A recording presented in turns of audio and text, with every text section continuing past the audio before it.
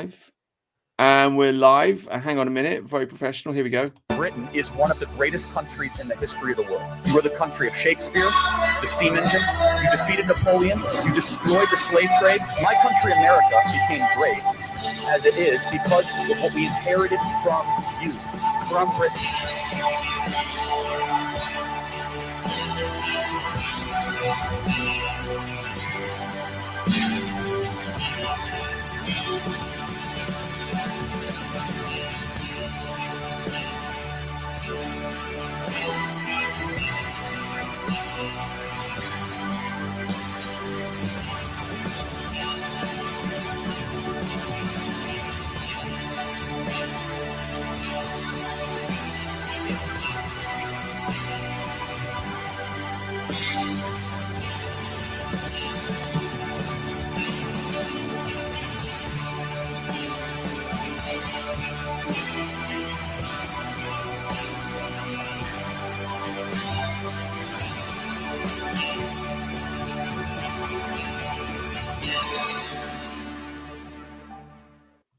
Oh, banging.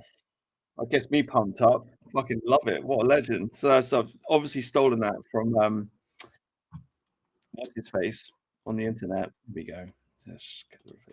What a great video, guys. What a great video. High energy, start to the show. Hello everybody in the chat. We're gonna have George on. We're gonna have a Halloween special, but George is late because he's he's special, right? It's gonna be a George special where George is late. He has sent me a message, says he's coming on, but he's faffing around. So we'll talk about the news first, and we'll talk about he is a wizard, so he's never actually late. Yeah. He always arrives when he intends to. Yeah, he's probably doing some witchcraft. So yeah, that's that. So we're going to talk about the news first, and then George will come on, and then we'll talk about Halloween, and then whatever. We'll see what happens. But so lots of stabbings. Should we talk about the stabbings first? I guess that's the main story of the week. So we've got a guy walking a dog, stabbed. Yep. People getting on a train, stabbed. Mm-hmm. I guess it's our fault. It's the white man's fault or something. I don't know what's going on here. I mean, I don't really know what to say apart from it's really bad. Let's kick them all out. I mean, what kind of in-depth commentary can we have here? I've got a lot of people. We were talking about it in the chat group. People were like, just say, I'm so angry about this, and I'm just like, it's just. This is it. This is what happens when you invite these people into your country. So I don't know what else to say, really. Kemi Badenoch here. She's got a comment. Let's see what Kemi's got to say. Our leader. Many people will be asking the same questions that I'm thinking of right now, which is, why is it that despite so much activity, so much done, legislation to ban knives, so much investment in mental health, so much more, we're seeing more and more violence on our streets? How can we protect ourselves? What is causing this? Lots of people will be speculating. I think we should wait until more facts emerge. But there's clearly something going wrong in our society right now, which I believe all politicians of all parties need to have a conversation about. We saw that attack in West London just last week. We cannot be a country where people are innocently going about their business and facing this level of violent crime. Many people. Yeah, what could it be? Let's Steve Law's here. The immigrants are. Yep. I think we all we all know. We've got to wait for more facts, apparently. We get the facts. What are the facts? I don't know. There's some kind of connection here, but I can't quite work out what the connection might be. Yeah. The police have said they've announced that these two they're British born. They're as British as everyone else. Ignore the Caribbean ancestry. Ignore that. They were born here, so they're British. We just, the problem's the knives. We can't. It's all the knives. Something's wrong. Yeah. Well, when an Englishman sees a knife. I know, right? There was Mohammed Yusuf of Reform, always, Reform, always getting to the heart of the matter. His comment was that we just need, the British public, they just need to accept the inconvenience of more stop and search. That would do it. Yeah. Right. Well, it's not a terrible idea to have stop and search in London. I mean, it's necessary. I'm not against it. It's hiding from the problem, though. But yeah, you're skipping the real problem. Yeah. And he's saying that's the truth. They're like, British people need to be told the truth. We just need more stop and search. You fucking arsehole. Yeah. I just don't know what to say about this. Like I don't have any in-depth comments. It's just like these people are fucking savages, and we've got to stop the immigration, and we've got to have more. We just need to throw them all out of the country. I mean, here's a white pill for you. I just thought this is a bit entertaining. This is just interesting because the white kids get involved. Anyway, two Asians are picking on this one white guy. All the kids get out the bus.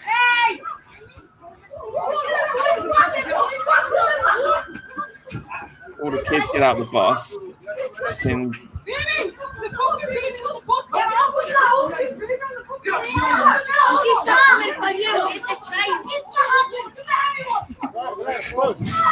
he ends up on the floor.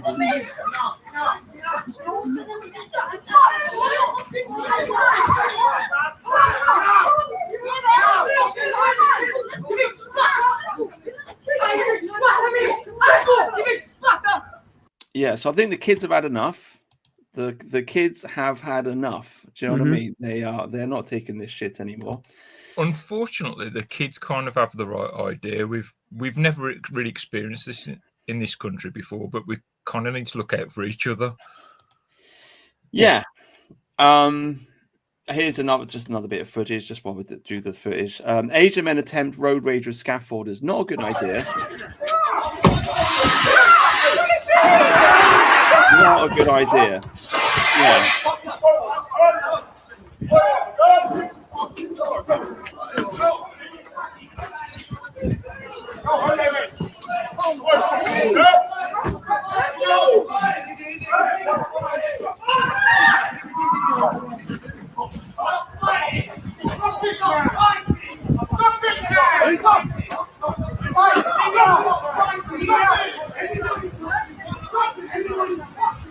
Yeah, anyway, you get the idea.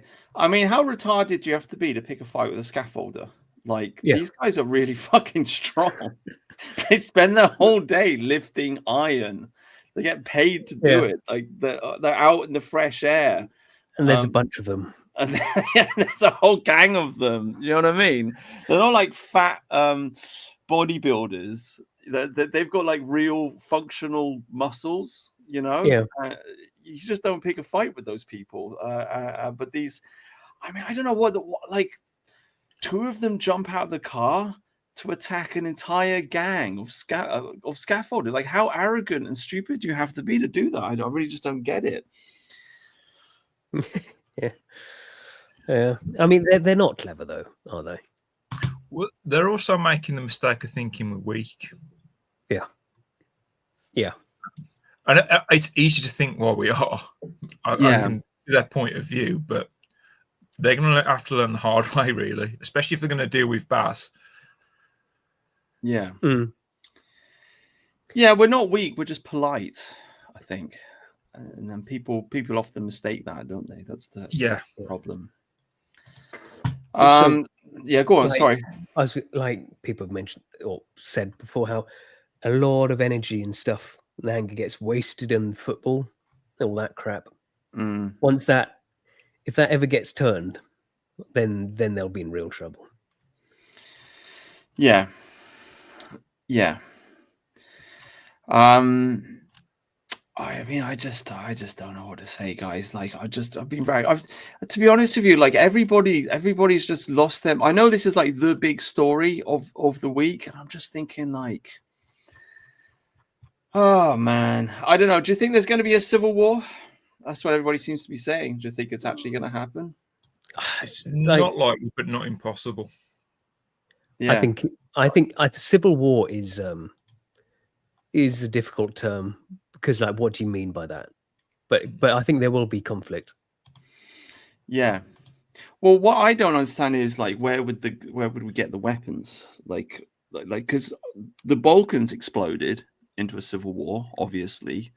I don't know where like I mean, you don't need weapons to have a civil war. I kind of think you do. Like you need guns. I would argue it's the same way that we get drugs into this country. If there's a trade for it, people find a way. Right. I mean, there are the all like the hostile loyalists and stuff. They've still got all their weapon stockpiles. Right.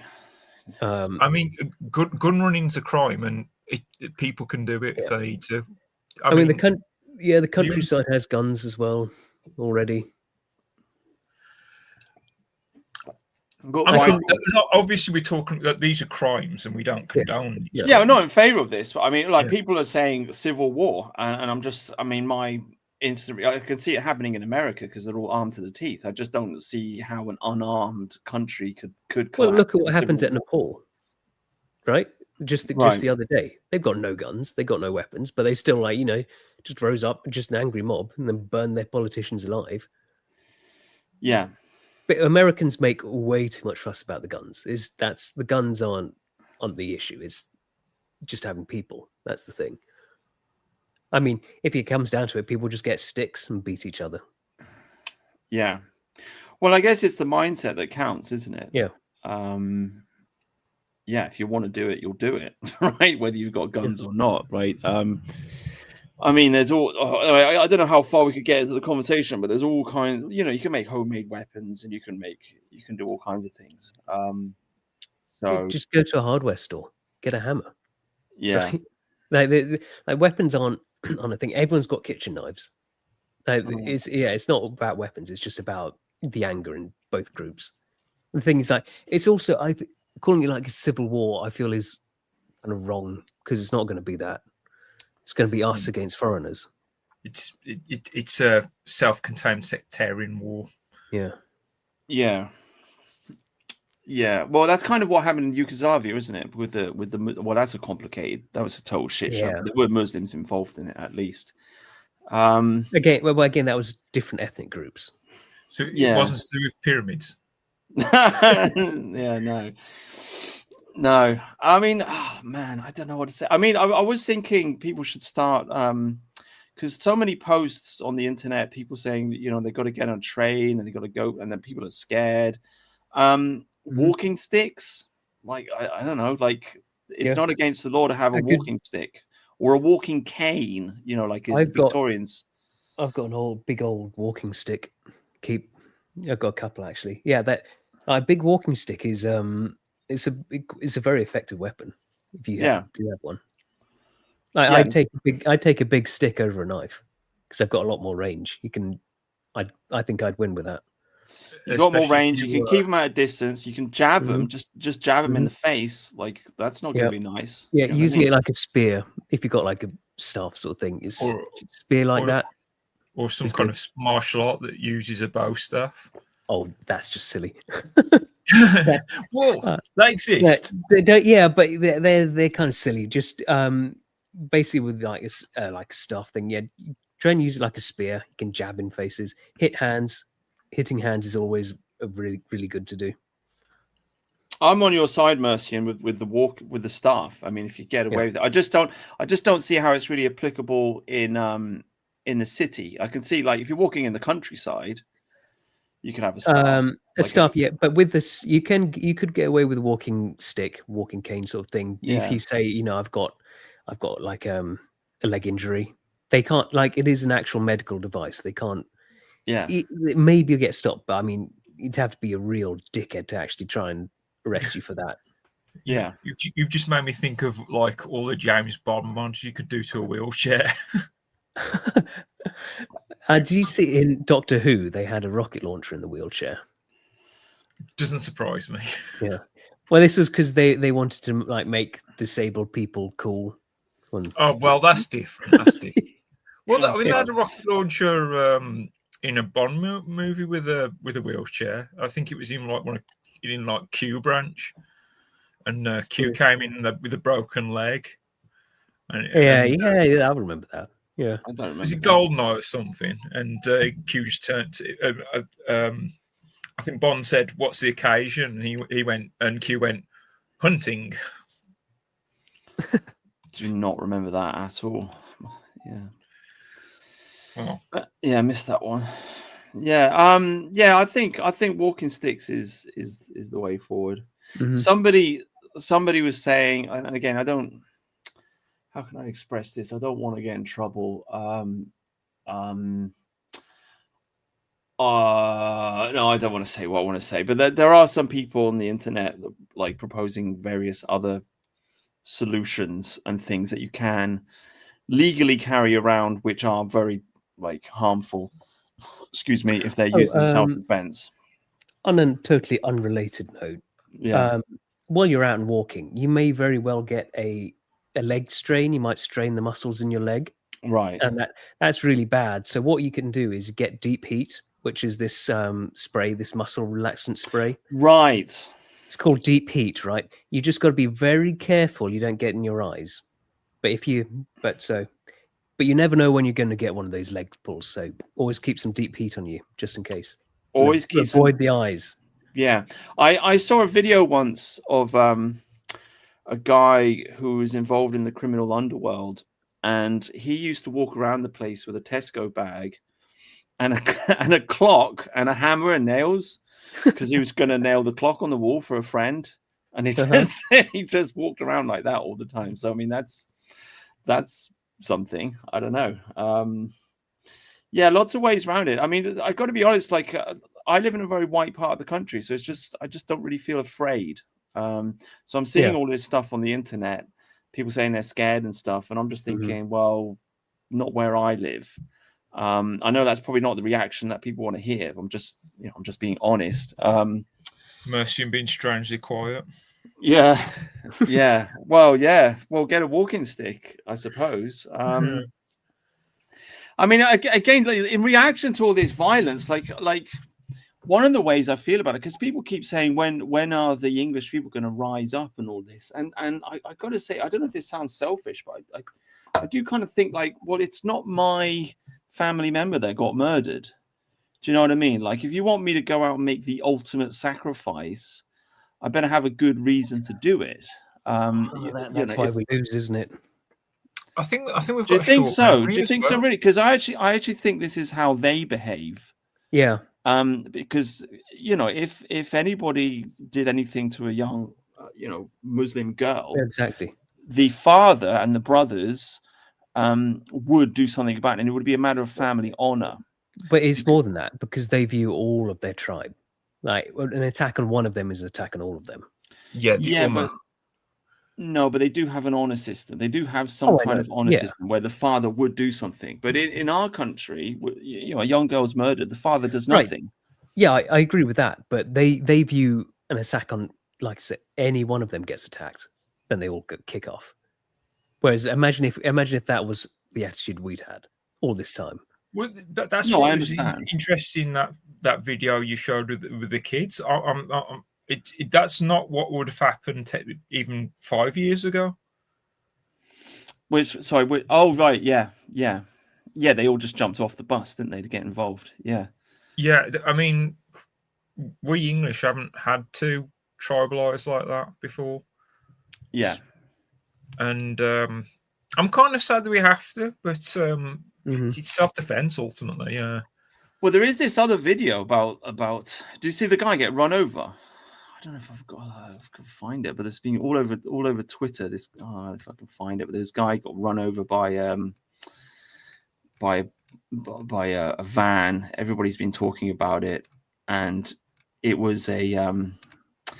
No, I don't think I've got it. But anyway, it was. I'll see if I can find it. But anyway, like my comment on it was just like I just fail to have any sympathy for this person because it's a Nepalese person. Do you know what I mean? And it's just like you're walking the wrong way across the street and you got run over, and I've stopped.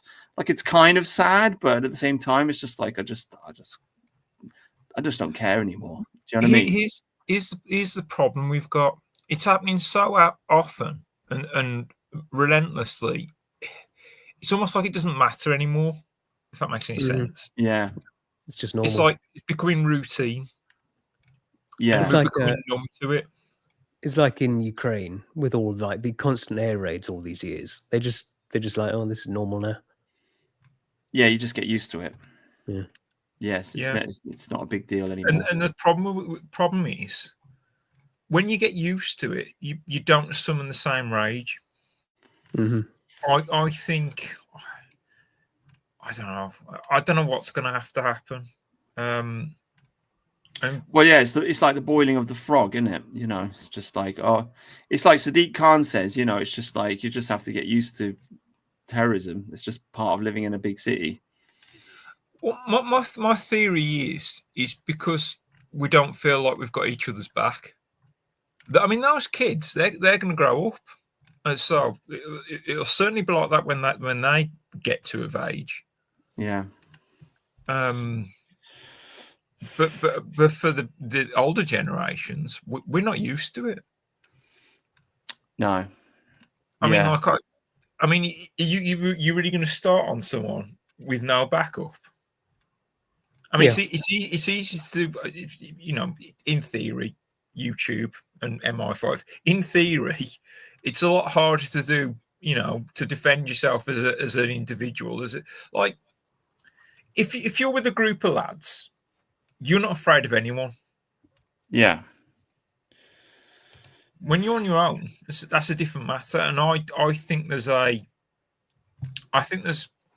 I think we can't act on what we want to do because we don't feel like we've got each other's back.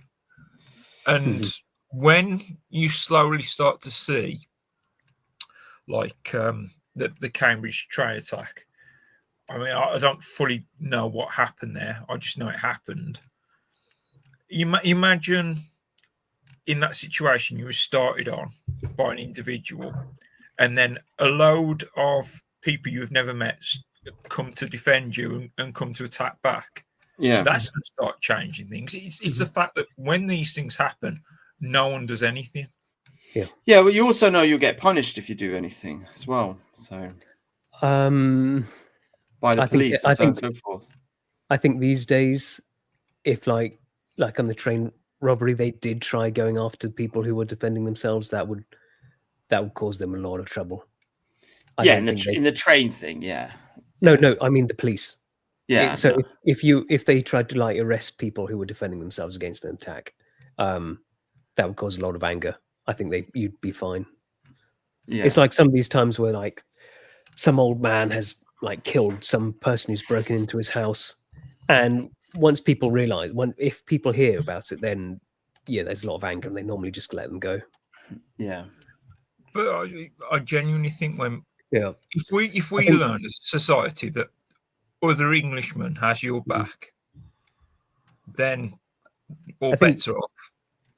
What we should have is, if something's happening, we need like Englishmen to look at another one, go and try and talk to each other. Like, you got my back, right? We're in this, and just when you sort of feel like that, when both of you, okay, I'm not alone.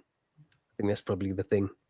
Yeah, you need some like eye-to-eye contact first, like a nudge, wink, wink, something. Like we've got to learn like this stuff, Well, we've never had to do it before, so it's not natural for us. I remember just Middle Ages or whatever, but I mean these days we haven't had it for a good 200 years at least. Well, I remember just like a stupid thing. Like I was walking down the street once, and there was an old guy. He came out of his house, and he just he fell on the floor. Like he I don't know. He just slipped up and fell on the floor, or whatever. And there was a guy in a white van who was parked across the road, and I looked at the guy fall over, and then I looked at the guy sitting in the white van. We kind of made eye contact. And then I went and picked up the old guy that had just fallen over and put him back in his mobility scooter or whatever it is. But it was kind of like he looked at me and I looked at him and I was like, don't worry, I'll sort it out. You sit in your van, I'll pick him up for you. Do you know what I mean? There was like a unspoken agreement sort of thing. So I think that's the kind of thing. I think it could be there. Yeah, I think if you ever find yourself in a situation like this where somebody's being attacked or whatever, and there's another white guy and they're standing around, then you just make eye contact and then enter. I don't know, guys. I don't know. God damn it! I can't find this fucking clip. It's driving me absolutely nuts. I just can't find the damn thing. Holy shit! Sorry for. Eh? I've got a clip you can share. Maybe it's been deleted from the internet. That's why I can't find it. Yeah, go on. Oh yeah. Let me remove that. Yeah. These like lovely sort of small towns in England, Scotland, Ireland. They've been like sort of living their lives quietly. They're like hobbits, frankly. So it's in fact, J.R.R. Tolkien based the hobbits on people he knew in small town England, because they were just like lovely people who like to, smoke their pipe and have nice meals and everything's pleasant. The hobbits in the Shire. So he was talking about, places like Hertfordshire, like the Shire is around in the Greater London area, Oxfordshire type of thing. But the reason they've been able to enjoy the Shire is because hard men have protected them from the dangers of the world. But since they have almost no exposure to the dangers of the world, they don't realize that they're there until one day, 1,000 people show up in your village of 500 out of nowhere and start raping the kids. This has now happened God knows how many times in Britain. Yeah, it's Lord of the Rings. Probably the most defining story in the post-war period. So, I mean, and what happens in Lord of the Rings, though, this missed in the movies, is the scouring of the Shire, where Saruman takes it over with a bunch of bandits. And then the hobbits, the peaceful hobbits, they do rise up and slaughter them all. Get their home back. Well, they do when Bilbo comes home. When the four of them come home, they give them some leadership. Mm-hmm. But they don't before that. But anyway, I finally found this thing. I'm sorry, I've just been distracted. But this fucking thing. Here's the fucking video. So here we go. Here's the guy. Right. Crosses the road. Doesn't look. Boom. Ooh. Ouch. Right. And it's just like, it's just like, it's like it looks bad, and then you find out the guy's a foreigner, and it's like, oh, I don't know. I'm just saying it to illustrate that I'm just kind of like I'm deadened on the inside. This is the point I'm trying to make, because we were talking about this in the chat, like the reaction to the stabbing of the guy walking the dog, and the stabbing on the train, and this video as well, and it's just like I don't know, man. I've just seen too much of this shit. I just don't care anymore. Like that's my emotional reaction to that. So there you go. Just we're living in a war. This is a war zone, and this is what happens. People are going to get increasingly desensitized, and people are just they're going to stop caring, right? They're going to stop caring at some point. And obviously the foreigners don't care about us, but gradually a lot of English people are just really going to fucking stop caring about the foreigners as well. Like, like that, which should be a sympathy story. Who cares? Like, it's really, do you know what I mean? And that's not even that's just a student.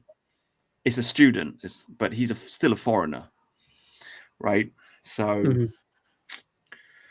and that's kind of what it comes down to. Like you dehumanize the foreigners, and people just get fed up with it, and that's the end of it. I mean, there's this I don't know who this guy is, Pat Condell, right? Millions of people in Britain are waking up to the unpalatable thought that the more racist our country becomes, the safer, the richer, and the healthier it will become. I looked this guy up. He's got like, is it the boomer, Pat Condell? Yeah, 165,000. Free speech advocate. He's got a YouTube channel with 100,000. I never heard of the guy before, but I know, even the boomers are waking up. right? Well, lots of the boomers have been awake for a while. It's was like Sargon put like a month or so ago. It's the bourgeoisie, it's the middle class, Yeah. and it's these insufferable pricks that are just holding us down so they can be virtuous and go to their dinner parties or whatever. Mm. Yeah. Ricky Gervais woken up. It's kind of funny, isn't it? Like, Yeah. Welcome to London. Don't forget your stab vest. I mean, yeah. I mean, he's hardly a radical, Well, but he it's, gets it. it's this thing that I've talked about before. Did he wake up, or did he just stand still and the world moved around him? Yeah, exactly. Yeah, I mean, I used to be quite liberal and laid back. You know, Yeah. it's like the old meme. I just want to play video games. I just literally just want to be left alone. But you fucking Well, cunts. I regularly listen to Ricky Gervais's podcasts before I go to bed, because I got tinnitus in one ear. I just put the Ricky Gervais one on. I listen to it over and over again because I don't want to get into it, you know what I mean? But I find it quite comforting. So, Well, you don't want to he be listening to has Kezia changed Noble opinion. before you go to sleep, because then you won't be able to get to sleep, will you? Yeah, well, he hasn't changed one little bit. Yeah. He stood still. Where he was acceptable like 15, 20 years ago, he's not now. Yeah. And he hasn't moved. Yeah. Yeah, 100%. Yeah. I mean, that's the problem, isn't it? Like a lot of people, I guess they move with the times, you know? And like I never did. And There's two types of people: those that move with the Overton window, and those that stand still. yeah. Yeah. This is it. I remember when I got fired from my job because of this tranny thing. And so I was just pissed off. So I went out drinking. I probably had too much, you know, just kind of like staggering around the place, like, oh. And I bumped into like a friend that I knew, hadn't seen him in like 10 years. Just bumped into this guy in the street. And I'm just like, start talking about the transgender thing with him. And I'm like, there's girls and they're cutting their tits off and whatever. And he kind of like, he's like, looks at me and he like, because he's similar age, you know, and he like nods his head, says, yeah, mate, yeah. And then he just kind of walks up because he didn't want to talk about it. You know, I mean, obviously I was drunk and blah, blah, blah. But it's just like that there are a whole section of the older generation that know this is like psychotically bad and weird, but they don't want to fucking talk about it.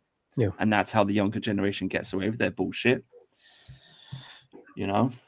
So yeah, you're right. Yeah, Ricky Gervais just stood still, and that's the way to do things. Yeah, don't change. Yeah. I mean, I believe that all these leftists, they know.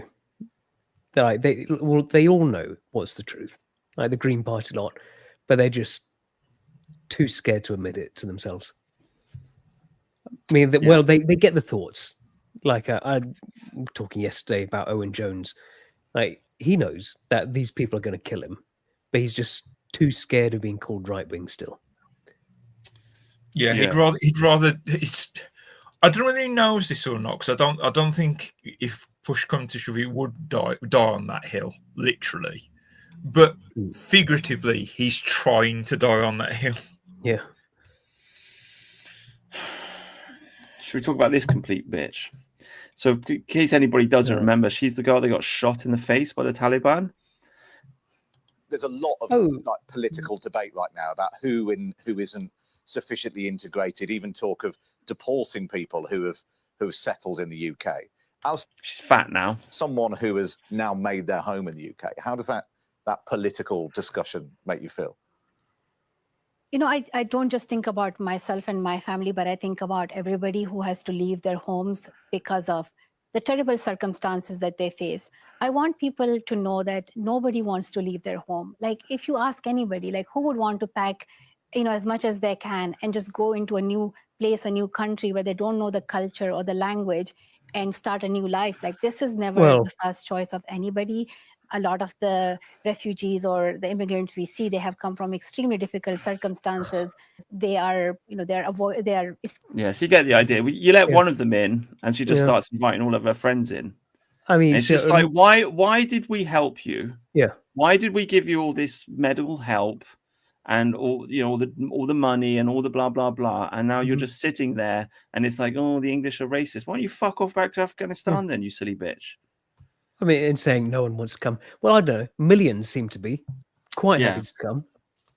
Don't give me that shit, because we give you shit. Or, yeah. Just, I wish I thought twice about coming. I'll give you that one. Yeah. just biting the hand that feeds, and it just really is just escaping from wars and conflicts. And, girls deserve to have a future, and girls are sometimes running away from societies where their rights are oppressed. So we need to show more empathy and more kindness. And okay. I mean, effectively, what she's doing, she's talking about girls, but it's not girls that are coming in. It's military-aged Muslims. In fact, the Yeah. exact kind of military-aged Muslims that shot her in the face, right? Mhm. If she had any fucking sense, any shred of common sense at all, she'd be like, stop letting these people into the country. They shot me in the face. Right. Yeah. And they don't want women to be educated. That's what she should be saying. Instead, she's just opening the door and inviting them in. It's just absurd. She wouldn't make it under the LEG immigration policy. No, she wouldn't. But I mean, even if you let the girls in, they're just going to say they then bring their families over. Yeah. Just got to keep them all out. Yeah. Or you get rid of that. You get rid of that rule. No families. Yeah. Unless you've got a hot sister. No. Oh, you see, you remember that this was a new thing. Keir Starmer, of course, he agreed to let the some Gazan students come over because you're just a fucking traitor. And it was then they initially was promised, oh no, they won't bring their families. Now they've backtracked on that. These people will be bringing their families. Yeah. Yeah, dude. They you let one of them in and they're not grateful, and they just they just invite the whole fucking families in, and it's whatever. Shall we segue into talk about this? Because this is the other Sure. big oh man, so many edits, like so many funny edits. I don't know about this one. This one's a good one.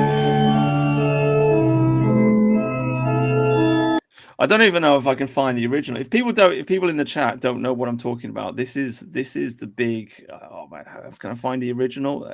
Here we go. Oh no.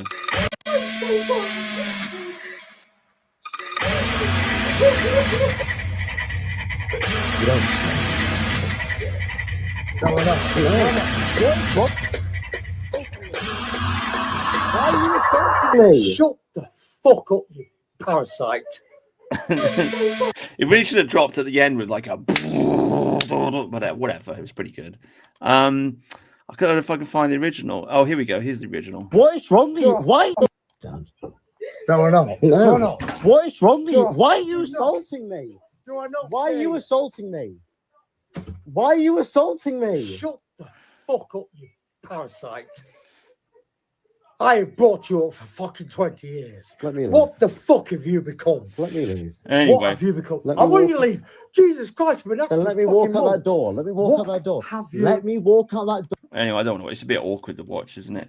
But so anyway, there's a semi-famous e-celeb. What the fuck is the guy's name? Hugh Anthony. He gets in an argument with his mom and dad. He films it. He puts it on Twitter. It's been all over Anglo Twitter for the last couple of days. Big drama queen stuff. First reaction: don't post family drama on Twitter. Yeah, just don't do that. That's don't do that. Second reaction is an interesting conversation about parenting and who's in charge of the house. The guy that pays the rent, the guy whose house is the father in charge of the house. Does the father have the right to throw his son out of the house? I'm on the dad's side. Politically speaking, I'm against the father because obviously he's a bit of a lefty. Well, he's a conservative, but he's not. He's not an ethno-nationalist. He's a bit of a that doesn't boomer mean brain. anything. He's a bit boomer brained. Yeah. Okay, so politically speaking, I'm not really on his side. Politically speaking, I'm on the side of the son, but morally speaking, personally, I'm on the side of the father, because it's like it's his house, and if he's telling his son to shut up and stop being a plonker and whatever, and the son is making his mother cry, and then the father has the right to throw the son out of the house. And if you want to get involved in politics, and you're in disagreement with your parents about your politics, you probably really should just you definitely should leave home, get a job, get your own place, stand on your own 2 feet, and then do politics. Don't do politics while you're living in your dad's house and your mum and dad are just upset with the things that you're saying on YouTube while you're sitting in your room. That's just going to create a conflict, and it's just not the Anglo-Saxon way of raising children. The Anglo-Saxon model is to kick. The son leaves home at 18 or whatever and gets his own place and makes his own way. We've lived like this for thousands of years. So I mean, that's my attitude. But I said this on the internet. There's a lot of pushback against this by various different Zoomers. I think it's mainly just because like the parents are just such shit libs. Right. I think that's the main thing that they're just upset about. Yeah. Well, Also, sure. Like politically, I disagree with the father, yeah. but at the same time, it's like it's his fucking house. His house. And if you're living in somebody else's house, you got to follow their rules, right? And you're making your mum cry and you're filming it and putting it on the internet. Like, what the fuck are you doing? Like, do you know what I mean? Mm-hmm. I mean, I think he should have some better arguments with his parents, because he responds to this. But Dad, I'm trying to save the white race. Really, you need to work a bit more on that. Yeah. I mean, I just think there's like a deeper philosophical question here. It's just like if you're gonna talk the talk, you should walk the walk. Like if you're going to get engaged in politics, you should, to a certain extent, be like standing on your own 2 feet. Do you know what I mean? Like, I mean, Millennial Woes, another example, right? Sits on the dole. And it's like, I've got to work and pay taxes so Millennial Woes can sit on the dole and not have a job. How much? Even though I would agree with like 90% of the things he says. I mean, I disagree with I'll probably only agree with 60% of what he says, but whatever. Even though I would agree with a lot of the things that he says, it's like I can't really respect you because you don't have a job, right? Mm-hmm. And so why should I listen to your political opinions? Do you know what I mean? Yeah. It's like a fat person telling someone to do exercise, right? It's like an we see this all the time, ex-porn star. Right? She's a virgin at 30 or whatever. Do you know what I mean? It's like this is a Petersonian tidy your room logic, isn't it? Yeah.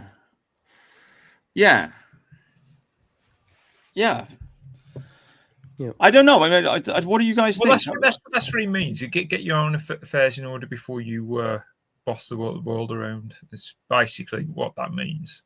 Yeah, it means it literally and figuratively. Yeah, I feel like also for like he's 20, and it's like I thought I was clever at 20. Looking back, I wasn't. And a lot of young people need just time to grow and learn. Really. Yeah. It's quite a funny video, isn't it? But I think it goes deeper than this. I mean, there seems to be a fundamental division. I mean, I think this goes back to what Alan McFarlane was saying about the origins of English individualism, in that, according to him, in England, in Anglo-Saxon England, the parents would always have the authority in the house, and the father would have the authority to kick the son out of the house, to alienate the son from the property. And so the son would have to leave, and he would have to work, and he would have to buy his own land, and then he would get married. This is why we had late marriages. in England. People get married in their 20s instead of getting married at 14 or 15 like they did in other countries. And this is the foundation for capitalism, because if you have this style of behavior, then you have a land market, the buying and selling of land, and you have the buying and selling of labor. So it's like a core component of English culture from an anthropological point of view. The son leaves home. But a lot of people in the comments are just saying that the son should stay at home with their parents. And I mean, I understand like the economy is different now.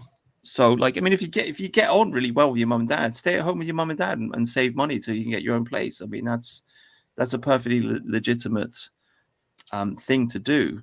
But at the end of the day, I just think it's Anglo-Saxon culture that the father has authority in his house. That's it. Even if he is a massive lefty. Am I wrong? Yeah. You're being very quiet. No, you're right. Yeah. I've nothing to add to this. It's basically, I've got nothing to add to it. All right, okay. You've said it. Yeah, okay. All right. Well, I just thought it was I thought that was a really interesting talking point. No. It's because I can see it from both sides, though. Yeah. That's the problem. It's sort of like I can see this. But all I keep thinking is what's being done to the English is undermining all of this. Yeah. I mean, yeah. I have empathy for both characters there because I'm old enough to be a dad, and I remember what it was like to be 20. Yeah. And I'm not sure I'd want to be 20 in 2025. Yeah. Well, yeah, I sympathize with both characters too. Like, I'm not like this Hugh Anthony guy. Like, I wish him well. I mean, if anybody like plays this to him or whatever, like, I'm not against the guy. I wish him well. Like, when I was young, I did a lot of stupid things as well. And so that's the way it is. But I just think it's a very interesting, illustrative story of Anglo, like the father-son conflict, basically. Is he a member of the New Culture Forum? I feel like I recognise that face. There's this guy here. He does this thing called Prioritize Britain. It's got like a small YouTube channel. All right, okay. He looks like the kind of age he has on New Culture Forum. Yeah.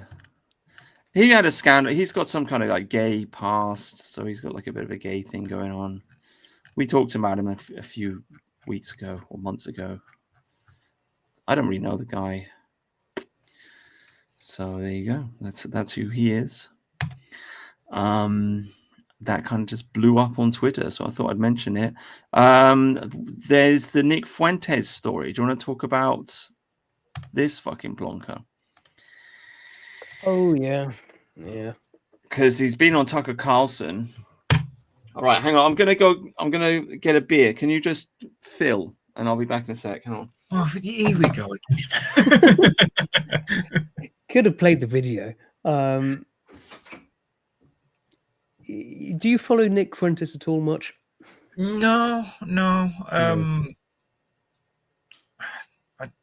I guess I've come from the Sargon side of things, so yeah.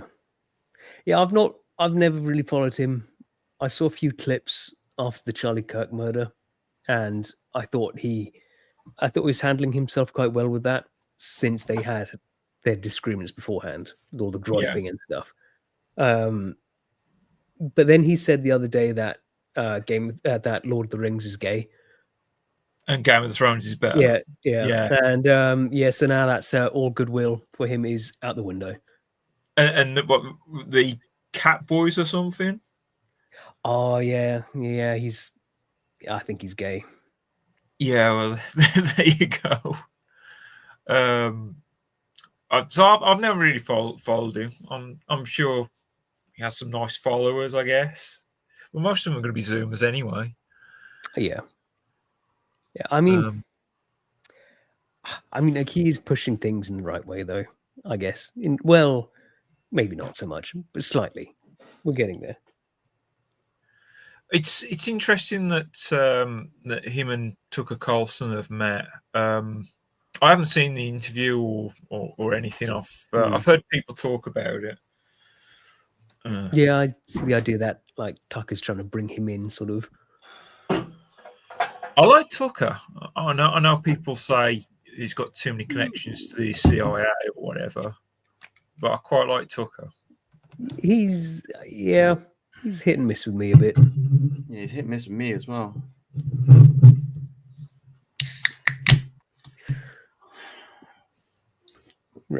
Right. So, famous ethno-nationalist Nick Fuentes is making it into the big time now. He's done the Tucker Carlson interview. Well, you know, so let's see what he's got to say. Now he's finally made it. He's climbed up. He's climbed up the slippery ladder, the slippery whatever. Get some backbone. Get the courage of your convictions. If you're out there, and by the way, I don't care what color you are. I know maybe that's going to be controversial on my side. Right. Thank you. But seriously, if you have citizenship, if you were born in this country, this is your birthright. So, okay. That's it. That's the end of ethno-nationalism from Nick Fuentes. Okay. He's had the support of the ethno-nationalist movement for the last, I don't know, 5, 6, 7, 8 years. Right. Everybody's hyping him up. This is the guy. This is the guy. This is the guy. He's finally getting into a position of influence. And what does he do? He throws ethno-nationalism under the bus straight away, adopts a civic nationalist position. And it's well, you just heard it. If you're born in this country, then America is your birth. So if you're an anchor baby, right? If your Mexican parents came over and you were just born, right, in America, now you're an American. Yeah. Okay. This by the way, this doesn't even, there are many countries in the world. If I was born in Dubai, I'm sure there's lots of English children born in Dubai. It doesn't make me what are they called? No. Emirate, right? It doesn't make me an Arab. Yeah. They'll just say, yeah, you're born here, but you don't fucking belong in this country, mate. You got to go back to England. But Nick Fuentes can't even take that as a position. Like, this is such extreme cucking. This is so pathetic. I can't find the words. But there you go. With a surname like Fuentes, what exactly is his genealogy? I think he's half Spanish, half Mexican. Yeah. So not white at all. Right. No. Exactly. Yeah, dude. I mean, like, the Spanish claim they're white, but I mean, nah. Well, I mean, I'd rather have a Spaniard than a Pakistani. I'll give you that. It's levels, on the chart. Yeah. The progressive whiteness scale. Yeah. But it's just massive betrayal. Like for years, this guy was the ethno-nationalist. This guy, and it seems like a new kind of consensus is forming, whereby you have kind of like the Jewish question has come out onto the mainstream to a certain extent. Okay, so obviously Fuentes is getting increasingly famous. Candace Owens is talking about Israel. Tim Dillon is talking about Israel. Tucker Carlson's talking about Israel.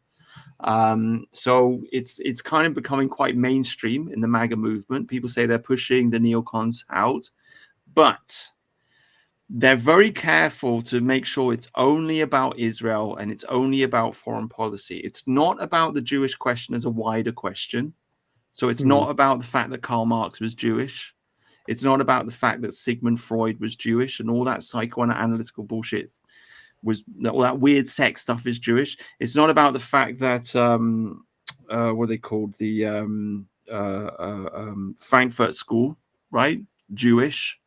It's not about the fact that it was the Jews that opened up the immigration into America, or the ADL is Jewish. It's not about the fact that Jews run the porn industry or the Jews run Hollywood. It's not about any of this stuff. It's not about Mark Zuckerberg's Jewish, Larry Flint's Jewish. It's not about any of this stuff. Tucker Carlson can't see any of these things. It's just this one. It's like, okay, we'll accept there's a foreign policy issue with Israel, and it's a bit upsetting because of Gaza, and we'll kind of talk about that, but we're not going to talk about the wide influence of Jews on American culture as a whole. We've mentioned all their manufacturing being sent to China by Henry Kissinger. Yeah, right. Unforgivable. Yeah. Well, even like, I mean, can I look it up? The Bretton Woods. Oh, let me look this up because I've been thinking. Bretton Woods system. Let me see if I can find this quickly on Wikipedia.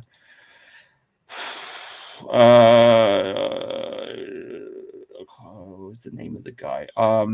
Maybe I'll have to come back to it because it's not popping up straight away. But there was a Jew involved with that, essentially. Pushing that forwards for America, and obviously that's just totally destabilized the American economy, and led to the Nixon shock, and led to the total debasing of the dollar. But none of that's getting discussed. It's just about Israel and foreign policy. And even like with the and ethno-nationalism's getting thrown under the bus as well, because even, well, you're just seeing Nick Fuentes do it right here, but you see the more repeating the same thing, like we've got to be meritocratic, we've got to like ditch any kind of identitarian politics. It's like they mention the problem, they'll talk about the problem, but they won't accept the solution to the problem. They always withdraw back. They take a step back into we've got to treat everybody the same, So that's all that's going on. And I got to be honest with you, like I don't even know, like once this Gaza war wraps up, they'll probably just memory hold the whole Jewish question, and all the progress that we've made will just get forgotten. Share the thing I just clicked on. This was this new poll that came out. Why is your screen so small? What? It's probably because I'm on a widescreen monitor. Does that help? Oh, that's better. Is that better? Yeah, that's better. Maximized it. Okay. Academic, what's he got to say? This shouldn't surprise anyone. So this is a poll, and it's about the British right versus Donald Trump supporters. The British right is conservative and reform voters. And it's asking, so percent who agree with the blue, the Americans the red. We risk losing our national identity if we're too open to people from all over the world. We think a lot more of us agree with that than the Americans. It's bad for society if white people decline as a share of population. Only 43% of Donald Trump supporters agree with that. Wow. And then society is weakened by being made up of different races, ethnicities, religions. Only 19% of Trump supporters think that. Wow. Whereas 52% of us. Yeah, we're much more radical. Yeah. And you think like this is and this is just Trump supporters. So you got about 50% of America would disagree with this. So it's like you got like 10% maybe of them. Yeah. America's just, this is the problem with having a country that's built around a constitution. Yeah. It's a country of ideas. That's what it is. They're not a people. We are a people. Yeah. Like every one of them is a hyphenated American, like a Mexican American, Italian American, whatever, German American. Whereas we are just us. We're English. We're Scottish. That's it. There's no hyphens. Only the foreigners were like David Lammy. Oh, I'm Caribbean British or some crap like that. Yeah. No, 100% agree, mate. I mean, this is like I keep saying that they've got daddy issues. I'd like to see a similar poll for Canada and Australia, actually. See how they feel about it. But the Americans have got daddy issues. They're into they cannot. We can trace our history back for thousands of years. They cannot.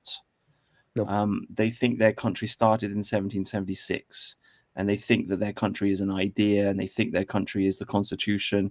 And if people blame all this on cultural Marxism or whatever, but not really. Like if that is the founding stone of their nation, and all the cultural Marxist stuff is just kind of layered on top of that. So it's a big problem for them. Yeah, it's a big problem. But this is what's happening in right. I mean, I don't want to be blackpilled. I mean, it is great that people are finally talking about Israel, but they're not addressing the wider Jewish question, and they're certainly not pivoting towards ethno-nationalism, because Fuentes has just thrown that under the bus. And he's probably the biggest voice in America that was for that. Yeah. This is what I'm saying. The whole thing's a fucking psyop. Like this is like Richard Spencer. Remember Richard Spencer? And then all of a sudden he does a pivot, and it's like, I love Joe Biden, and this is all these people do. This is the guy who told people to vote for Kamala Harris. Yeah, I think it's shit. Yeah, go on. I think like part of them is I think that sort of side of them, the Americans, is that they realize that someone like they're talking about Gavin Newsom and stuff recently, and Joe Biden, is that they realize that these Democrats like them, they recognize that black people are inferior. They're like children and they need protecting. So I think that's why some of these like Richard Spencer gravitate towards them, because they see them as, well, they're like the Democrats. Yeah, they're racist. They get that black people are inferior, but they're still not getting rid of them though. No. Yeah. Didn't Biden know a KKK wizard? Yeah, he was at the funeral, I believe, of like some grand wizard or something in it. It's odd. So odd. Yeah. What is it that odd? I don't know. I can't work it out anymore. I think this is quite an interesting comment here. Hitler was Austrian, Stalin was Georgian, Tommy is Irish, Fuentes is Mexican. Yes, kind of like, Something about foreigners getting involved in politics doesn't always end well, does it? Yeah. Yeah. Yeah, dude. Yeah. Oh God, fucking Nick Fuentes. Yeah, I just, because of their lack of like an actual ethnos though with the Americans, I think that's why I always think we have more potential going forwards. Yeah, I hope so. I really do. I really do. Yeah, I don't know what to say. Like,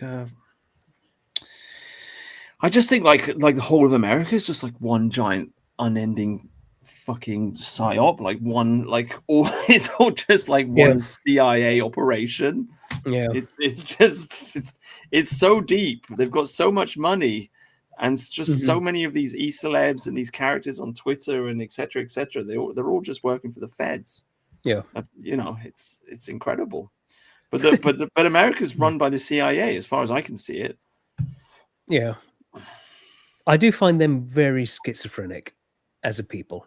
Like we were talking about the guns and Civil War earlier. Like on one hand, and quite rightly so, they will say how strong their military is, and it is. But then if you ever bring up about, they crap about, guns stop the government tyrannizing me, as they're being tyrannized by the government doing nothing. But but when I say to them, look, you're not winning a war against your army, okay? Then they instantly switch, and it's suddenly if they're all powerful military, they say, oh, the Taliban kicked our asses there. No, they didn't. Like the Taliban was slaughtered. Americans got bored of being in Afghanistan, so they pulled out. Yeah, I don't know, mate. The eternal question of can the militia defeat the U.S. Army? No. You're on a firm. No, I used to be on a firm no until somebody pointed out that there's like 70 million armed Americans, and then I just thought, have you seen the Americans though? Some fat obese twat in his like pickup truck got his AR-15 is no match for an actual military. Well, they've lost a lot of wars though. I mean, it's not just Afghanistan, Vietnam. I mean, and the military's full of Mexicans. The thing, you know, I mean, and women the thing is, and trannies. The thing is, it would never really come down to a fight between the civilians and the military. The military wouldn't fight that war, so it wouldn't actually come down to it. But they think it would, and they think they'd win. They wouldn't, not a chance. And like the laws, like losing in Afghanistan, and is like, did they, like the Taliban were forced into caves, and tens of thousands. It was just, let's just come home. Americans got bored. Got bored. And this was Vietnam then? No, what was that? What happened with Vietnam?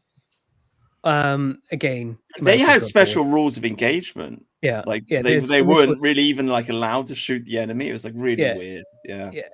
Vietnam was the same. Like hundreds of thousands of the North Vietnamese were slaughtered, but Americans got bored. I mean, a lot of Americans did die there, but in Afghanistan, they also they were holding back, and still they killed tens of thousands of Taliban. And like they couldn't shoot first; they had to wait for the Taliban to shoot at them first and things. It's like, they always seem to have like a rules of engagement kind of problem, don't they?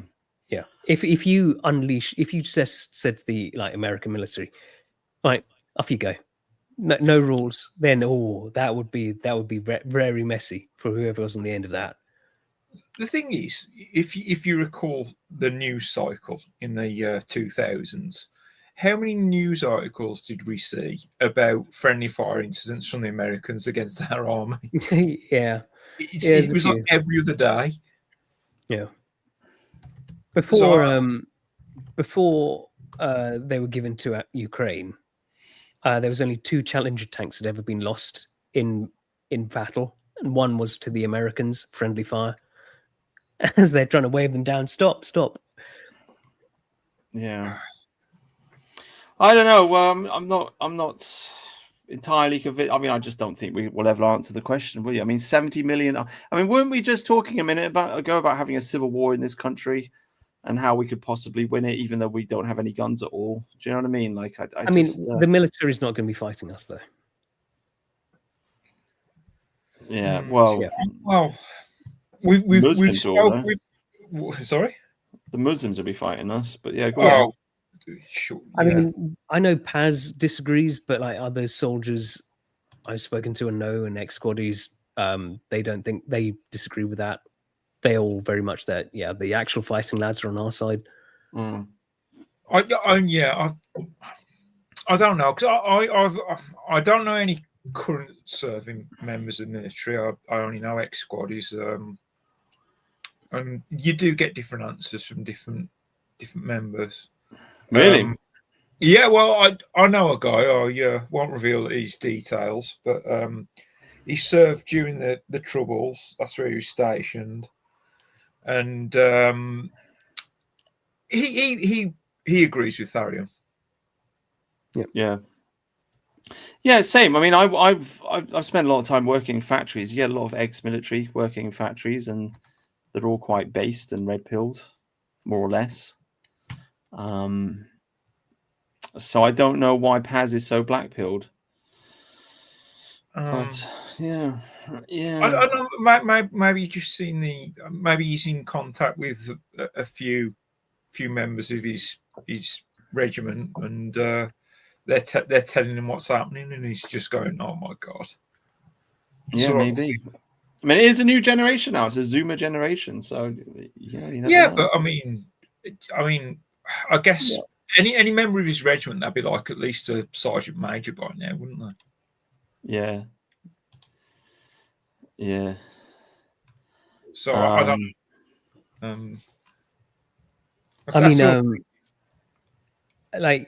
mean, it's the police that would be fighting us, though, not the army. At first, yeah. Shall we watch this? This is fucking horrific. Oh my! Oh, hang on a minute. Sorry. Sorry on that. Like in Brazil, do you see there was in the favelas they had this big hunt of all these gangs in some of the favelas in Rio. Oh, they've done that before a few times. Yeah, but they had this big hunt. Apparently, the police did it without telling the government, which the government weren't happy about. But yeah, again, like this is like the idea that civilians can stand up against actual organized military force is just nonsense. Because like these gang members, they've got bombs, they've got machine guns, they've got they're all very well armed. They're no match. No, they got slaughtered. Like I think they killed 80 of them or something. Right. Well, that is a very good point. I mean, the favelas. That is a very good point, because a lot of the gang members are ex-military. In fact, they leave the favelas, they join the military, they learn how to shoot and to etc., and then they come back and then they're part of the gangs. So it is interesting that they get slaughtered so easily. Yeah. That's a very good point. But, I mean, I guess if there's no leadership and you're all completely disorganized, then that's it, isn't it? But like a small organized group of like actual military would just like some obese Americans with their sporting rifles who've just shot on a range a few times. No match. No match at all. They can't do anything. Yeah, so you think the organization is the real key thing, isn't it? Right. Yeah. And there's the logistics trains. Like what logistics do civilians have in America? What, go to Walmart? Well, it's very they don't have they just, so they'd run out of ammunition quite quickly. Yeah. I was just thinking as well with our military. Do you remember when Just Stop Oil managed to spray paint that jet engine on that plane? Yeah. Kind of says where our military is at the moment. Yeah. I mean, but that's the case. Like these engines are they're very expensive though. Yeah. And delicate, more delicate than people realise. You know. Mm-hmm. Should we watch this horrific video? This is like, I don't know, more horror. Have you seen this? I think it's a phone call anyway. I live in the borough right next to Hillingdon. Yep. And I moved into my house in 2019. My local shop, there's been 3 stabbings, 1 murder since then. Wow. My friend was murdered last year up on the high street. Girl I know was murdered in Southall Park. The government are failing us. I'm so scared for my children. I have a 22-year-old son, and I'm begging him to move out of the country. Oh my goodness! I feel for you. What are these politicians doing to us? They're putting our children in so much danger. They're putting everyone in danger, and they're not doing nothing to help us. And that. Yeah. Anyway, there you go. That's what's going on. That actually affects me more. Affects me more than a random story about people getting stabbed, because you can feel it in a voice. Do you know what I mean? It's just like, oh gosh, yeah. Can you imagine living in London, being white? Holy fuck. I was thinking about. I'd probably be one of those stupid pricks that have his phone stolen off him, because I'd forget where I was. Yeah, I'd probably look at someone the wrong way. I'd forget, because where I live, you can look people in the eyes and you don't get stabbed. I reckon if you go to London and you look people in the eyes, you're probably you probably get stabbed. The people are like, what are you looking at? What are you looking at? And then they pull out a machete or something and then just hack you to pieces. I think I would have to write on my hand or something. You're in London, act like it, or something like that. Or actually reinstate those Ricky Gervais posters everywhere. You wear your state vest. It's like, oh, good point, Ricky. Won't get my phone out. You can get some jackets now with like with stab-proof jackets and stuff. Got some armor placing in them. Yeah, can help a little bit. Yeah. Or starts Google. Or get it. Yeah. They just look like normal jackets as well. You could probably make money. It's not a bad business idea, is it? Do you know what I mean? Yeah. Like a puffer, like a puffer type jacket thing, but it's stab proof. I mean, why not? They're not great. I'd rate them worse than chainmail, but they're a bit less. They're easier to wear than chainmail. Right. What is this? I've just done a Google search for it. Oh yeah. I can't show it because my name comes up on the. Oh right, okay. Yeah, but there are. Yeah, oh God, there are a lot of stab jackets. Jesus Christ! Click on one so you don't get your name up.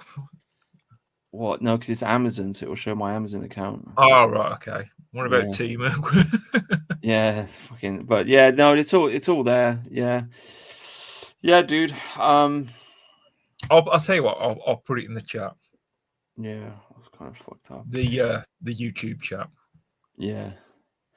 Should we listen to this guy? We just got him on the chat, actually. He said he'll come on the show, so maybe we'll get him on next week. Could have had him on this week, but George said he's going to come on. George has not turned up. 1 hour, 14 minutes. I did threaten, and I did say that if he doesn't come on, then I will rename the show, and I will call it George is a Massive Homosexual.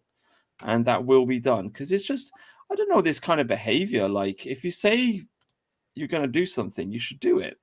Like, I can see he said he'd come on at 7. I've sent him the StreamYard link. I can see on Twitter, 6:51, seen. So it's like, what are you doing, mate? Do you know what I mean? I don't want to get too petty, but it's like like basic stuff. Basic stuff. If you say you're going to do something, do it. If you don't do that, then civilization falls to pieces. It's very brown behavior. It is. It really is. And it may seem like, for example, like I worked a job, right? Delivery job. Okay. And the guy I worked with, he was like the boss. And I got him in there. He was a good guy. Didn't take the vax, a little bit right wing. So, we had some good conversations, right? And so there's a building nearby, and I wanted to do some urban exploring because there's this old hotel that had been broken down for a long time, and I knew a way you could get in, and I just wanted to get in and just like explore the thing, and I was talking to this guy about it, and I was like, "Oh, let's go and do it, and he was like, "Yeah, all right, I'll meet you after work, right?" Because we're doing the deliveries in the morning. We'd finish at about 10 o'clock. He says, "Yeah, I'll meet you." So I was like, "Great," and I was looking forward to it. And then finish work, drive there, and he just doesn't turn up. And I sent him a message, and he just doesn't turn up. And in the end, I broke in by myself and explored this thing, and it was cool. Like, I went all the way underground. I was like walking through the basement. It was pitch black. I thought I was going to get murdered by a zombie or something. But anyway, it's fun. And then I see him the next day, and he was just like, "Oh yeah, I just can't be bothered." And I'm just looking at it. I'm just thinking, like, I know it's a small thing, but you said you'd do it. If you didn't want to do it, then just say you don't want to do it. But don't say you're going to do it and then you don't do it. Because now I just got no respect for you as a man. Like, I just think you're just a flake. Do you know what I mean? Like, it's such low class behavior, and I don't know, man. Like, I don't know what's with people. They think they can get away with this kind of stuff. I really don't, especially people that are saying that they want to save the country. It's like, how are you going to save the country if you act like this? Yeah. And I like George, by the way. Like, I don't want to get into an internet beef. Like, I will call him a massive homosexual. I do like George. I'm sure I'll talk to him again in the future. Like, I'm not really, really upset about this, but it's just like, I'm just making an observation. Okay. I'm just making an observation, especially with the younger generation, because I'm Gen X. Like, George is like a decade younger, but I just think, like, as the younger generation comes in, they've got like less, like,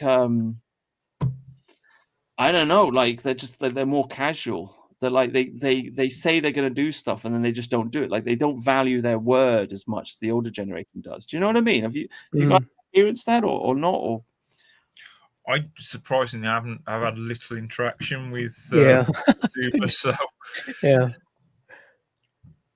I haven't even tried chatting them up, and what can I say? I mean, that's probably right though, isn't it? They're a lot more. They're just seems to be more nihilism in them, just lack of caring, really, with a lot of them. I think it's got a lot to do with social media, because on social media you can ghost people. Yeah. And ghosting, in my opinion, is just really rude.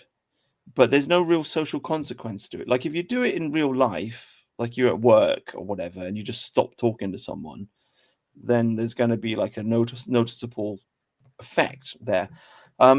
Excuse me. But if you're on social media and someone sends you a message and you just don't respond, you don't really get a reaction.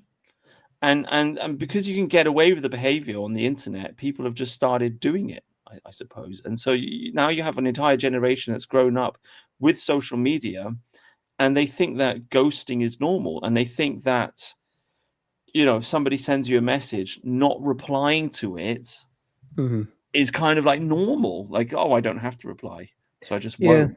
Whereas to me, that's like, well, like for older generation, to me, that's like really rude. It's like, I sent you a message. Can you just, even if it's just like yes or no, or a short little, like, it's like, can you just like respond a little bit? Do you know what I mean? I just find it to be really rude. Yeah. Yeah, I will always reply. Even if it's like I get a message from someone I don't know, I'll always at least ask, who are you? Yeah. Yeah. I mean, sometimes I make it, because sometimes I make the mistake of like, someone will send a message. I do this quite a bit. Someone will send a message. I'll read it on my phone, and I think I'll answer that later, and then I just forget. So I mean, I do like occasionally make the mistake, but I always feel bad about it and respond once I've realized I've made the mistake. But I do think like the younger generation, they're very casual in there, just kind of like, yeah, it's strange. It's a different culture. It's a different way of looking at things. Speaking of which, you know, one of my pet peeves is if I speak to someone new for the first time and they ask, "Do I know you?" and I'm like, "I don't know. Do you?" I don't know your mind. Drives me crazy. Oh right, yeah. And I know it seems like such a petty thing, but it's sort of like it doesn't. Well, make hang on. sense. They say to you, "Do I know you?" Yeah. So if you to get in touch with this stranger, right? Yeah. And that's the question. Do I know you? And I'm like, oh, that's such a. It's what they should be saying is, do you know me? Who are you? All those make sense. When someone's asked, "Do I know you?" it doesn't make any narrative sense to me. Right, it's a bit of an aggressive way of saying. I think I've said that actually, to be fair, a few times to people, but I can see what you're saying. It is a little bit aggressive, yeah. It's like, who are you? Yeah, who are you? Yeah, I guess like because you can't get a lot of spam callers, can you? Well, I know people threatening you and stuff. I understand that, but sorry, I had some random guy threatening me, like telling me like, he says, "Oh, you owe me 600 quid." And we're going to send the boys round to get you. I was like, all right, mate. Yeah. Fucking jog on. What's my name? Where do I live? Oh, you don't know? Oh, right, fuck off. But like, I don't know. Like, I don't know. If your phone number gets out there, people share it, and then strange people get it, and they send you weird messages. Like, yeah, dude. Crazy. Anyway, this guy will probably come on the show maybe next week. Maybe we'll see. He's in the chat. But here we go. Because that's what it seems like. It seems like racist equals white. Because no black man can be racist to me. If I criticize a Jew, I'm an anti-Semite. If I criticize an Islamic, I'm an Islamophobe. What are you if you criticize me? What are if you try and replace me? What are you if you try and tell me I'm wrong for wanting to protect my children? Apparently, you're a perfectly reasonable person. But I'm a racist for wanting to protect my future. No, bullshit. I don't accept the 14 words as a thing.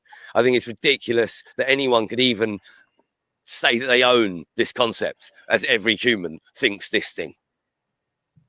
Black people go on and on and on about black.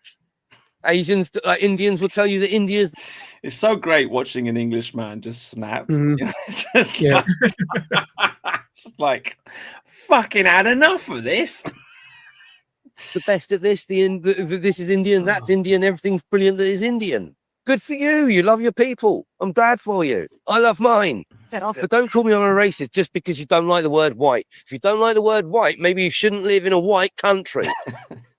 Like, really, if you don't like white people, go away. White people live here.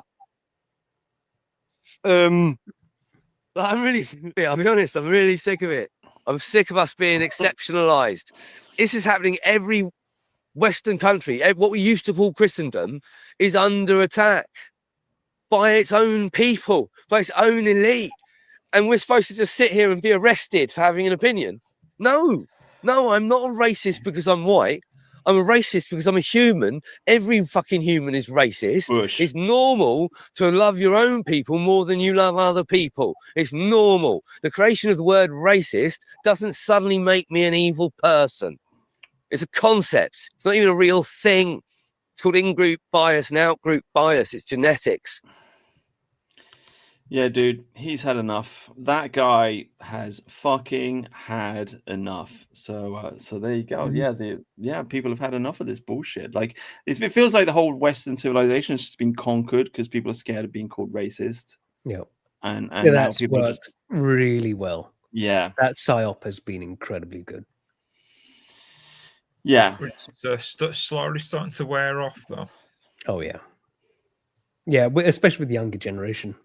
Like Farage and the boomers still care, but nah.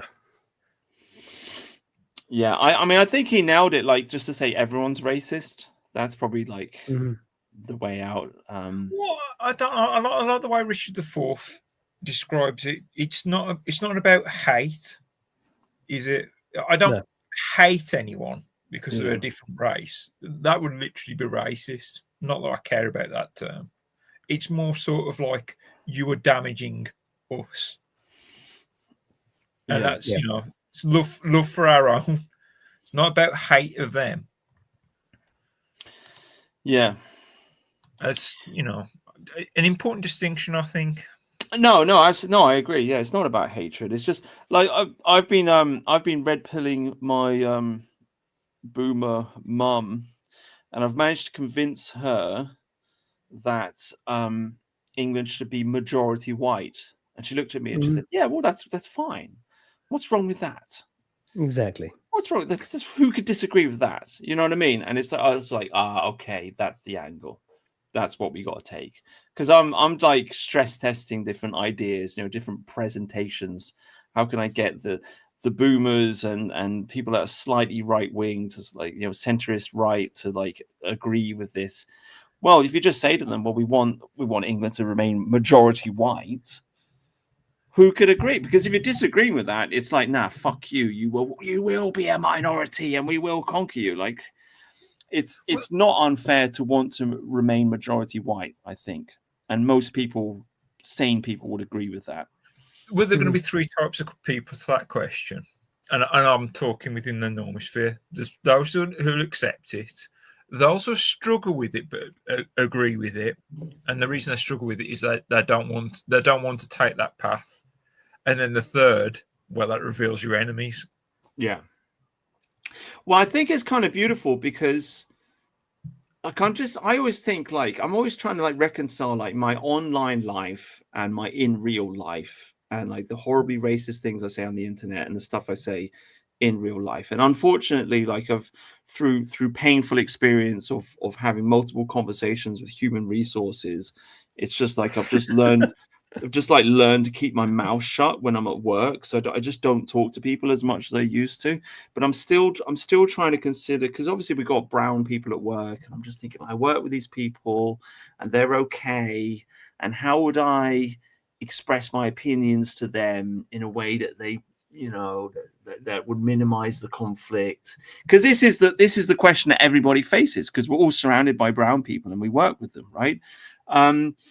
And I think if you just say to them, look, I want England to remain majority white, then you kind of have this plausible deniability, because you can say to them, look, not you, mate. Like, you're my buddy. Like, you're all right. Don't want to kick you out. Yeah, you can stay.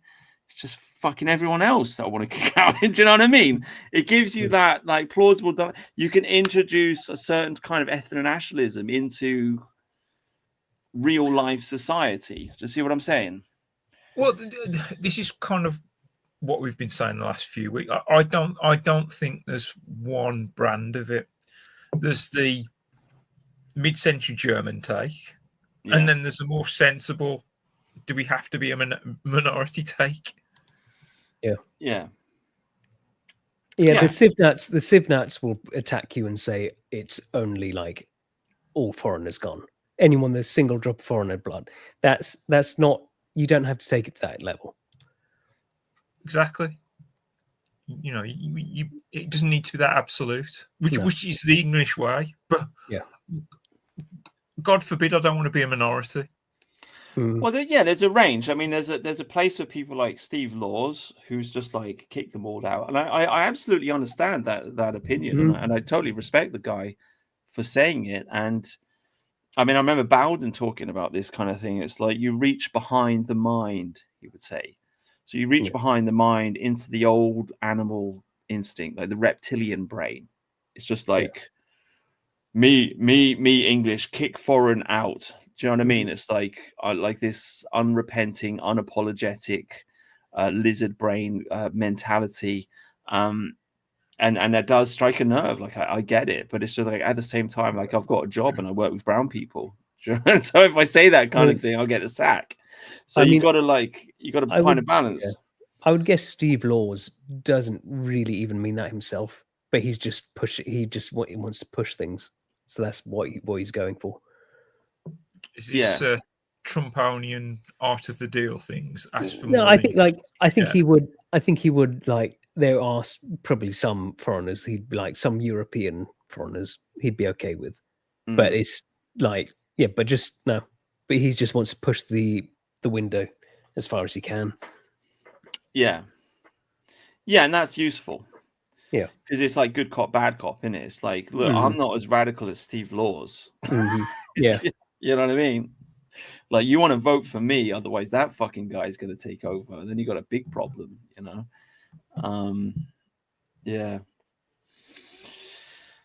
Yeah, dude, take one. Yeah, I do like the guy, I really do. I mean, he's married, he's got 3 kids. You know, he's not an internet weirdo. He can't stop posting 14 words though, for whatever reason. He just can't seem to get over that. Posting that terrorist slogan. It's kind of a shame. Yeah. So what else we got? So this guy's kicking off. He wants a civil war. Yeah. Danny Tomo.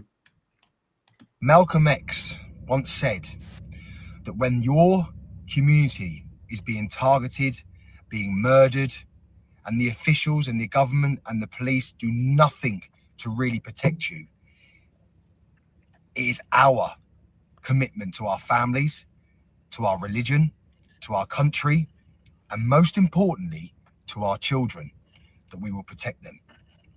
So it's time to stop marching. It's time to stop protesting, and it's time that we take a leaf out of the book of our ancestors and our forefathers, and we do something to show them that we are not messing around anymore. So I see something like this, right? And it reminds me, I had a friend, he was a gypsy actually, older guy, and he used to be a bouncer. And so I was talking to him like, what's it like working the door and dealing with people and this, that, and the other. And he always said to me, you got to watch out for the silent ones. Okay. The loud mouths were like, oh, fucking kick your fucking head like this. They're not going to do anything. No. Right. It's the ones that are quiet that are going to like smash a bottle in your face or whatever. This guy's like, yeah, we got to show them.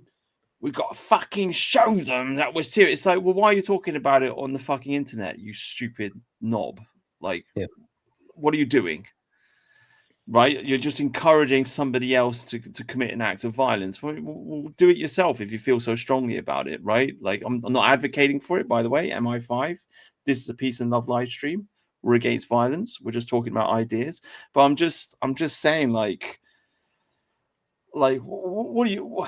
This is just like fucking hard man talk on the internet. Do you know what I mean? This is like, I'm fucking well hard. I've fucking had enough of this. We're gonna show him. Well, go on then. Yeah. You know. Yeah. Well, as we were alluding to earlier, UNU's army. One man alone cannot wage a war. I don't know. It's the right man can. Like there are men who can just get everyone to follow them. They've got something about them. This guy isn't it though. Yeah, I guess that's what I mean. Yeah. No, I don't think anyone was really inspired by this. I get that he's angry, but you're not the leader, man. Yeah. Yeah, I don't know. I mean, I don't know. I'm just going to sit back and wait and watch these people like do something. I really don't know what to say. Like, Anyway, I mean, like if you're going to do something, do it. Don't talk about it on the internet. You know. No women, no children will be at this meet that we're going to call it. No vulnerable people, no disabled, just men. Now, why should you come? Why should you do whatever is called upon? Yeah, I would definitely not go to that meet. Okay. Yeah. Definitely do not go to that meet with Danny Tomo. Okay, so there's my official advice. We could watch. Shall we talk about Theresa May? Okay, populism and how it threatens to undermine our democratic values. Look at it's getting a hunchback. Look at the hunchback. It's starting to appear, isn't it? Slowly, oh God, slowly turning into a goblin. Populism is democracy, isn't it? Yeah. It's just a different name for it. The Roman word. It's the Roman word for it. Yeah. So that they're against democracy. It's elite theory. Yeah. So that's interesting. I mean, I just sat down just before the show came on because I was just chilling out watching a YouTube video. I started actually watching the saga of the academic agent. He's done like 9 videos in a row disagreeing with the right. And do you know, because I hate him so much, I've never really watched any of his videos, but he is intelligent. Just mistaken. There were some points were right in those videos, but others I didn't. Did you watch all of it? Did you? Yeah. Oh right, okay. Some of them, like the birth rate one, he's right on, and like some, like myself and this other guy, we've some of us, I feel like we were a bit of ahead on this, thinking that we shouldn't be trying to outbreed the Indians back when this was a big thing for the right, like talking about demographics and birth rates and sperm counts and all this. I remember there was a bit of a phase in that. I was like, I don't want 100 million people on this island, even if they're all like native British. There's not, I don't care, right? If populations go down, that's good. We shouldn't be so overcrowded. Well, I've agreed with you in the past. I think what's happening in these countries, the birth rates are going down. I don't think it's a bad thing, unless there's only like 2 of us left. Yeah, exactly. Exactly. There's still millions of us. Loads of kids are born every year. We're not going extinct, right? Well, it does seem like a basic kind of balancing. Like if birth rates go down, what should happen is that in the eternal war between labor and capital, if birth rates go down, labor should become more valuable. That's how what should happen. Yeah. All I'll say is come out of this Twitter thing and go up one story. Sorry, me. Yeah. Come out and go. Well, I saw it. Go one story. No, the other direction. Oh, sorry. Yeah. Another one. I saw it. I'm there. Yeah, that's what you should worry about. You shouldn't worry about the birth rates. Like I alluded to. Yeah. Let's look at this thing. I do think like. Oh shit! Sorry. Yeah. Anyway, we'll just have this playing in the background. We're on the verge of a robot AI future. What the hell do we need loads of people for? I think I do see, like, I have seen more of the right wing sort of picking up on this now, like, not being in breeding competition. But do you see Dan Tubb and Lotus Eaters? He talked about this conference of all these big investors the other day, and their jobs is obviously predicting the future and what's happening. And they were just basically saying, all of Europe's going to go really right wing. Remigration is inevitable. This is how it's going to be. I hope so. I hope they're right. I mean, they're paid a lot of money to sort of get these things right. Well, this is why I really don't like DAA, because he's against populism. I mean, that's his whole take now. he's like I'm starting to understand that he's not just making this stuff up. He is following a certain school of philosophy called elite theory, which was apparently invented in Italy, and like it's its own legitimate thing. I'm gonna I think I may watch all of his videos and get into it, and maybe make some kind of response. Well, it's not just making this stuff up, but he dismisses populism. And it seems to me to be totally what's the word? He's absolute about it. Depressing. It's yeah. He's very defeatist. Is the word. Yeah, it's defeatist. He's very doom pilling. Yeah. So what's the point of that? Like, it's like, oh, you can't win. The elites rule the world, and that's it. It's like, well, I just don't believe that's true. Because seeing how much money the elites spend on trying to propagandize the general population, obviously they're afraid of us a little bit. Yeah. Well, no. Yeah, but it's not necessarily that that he's against populism. Say, he just doesn't think it works. Like, and he doesn't think that the elites can't be toppled. He just believes it will come from a small, well-organized, disciplined counter-elite rather than a mass of people.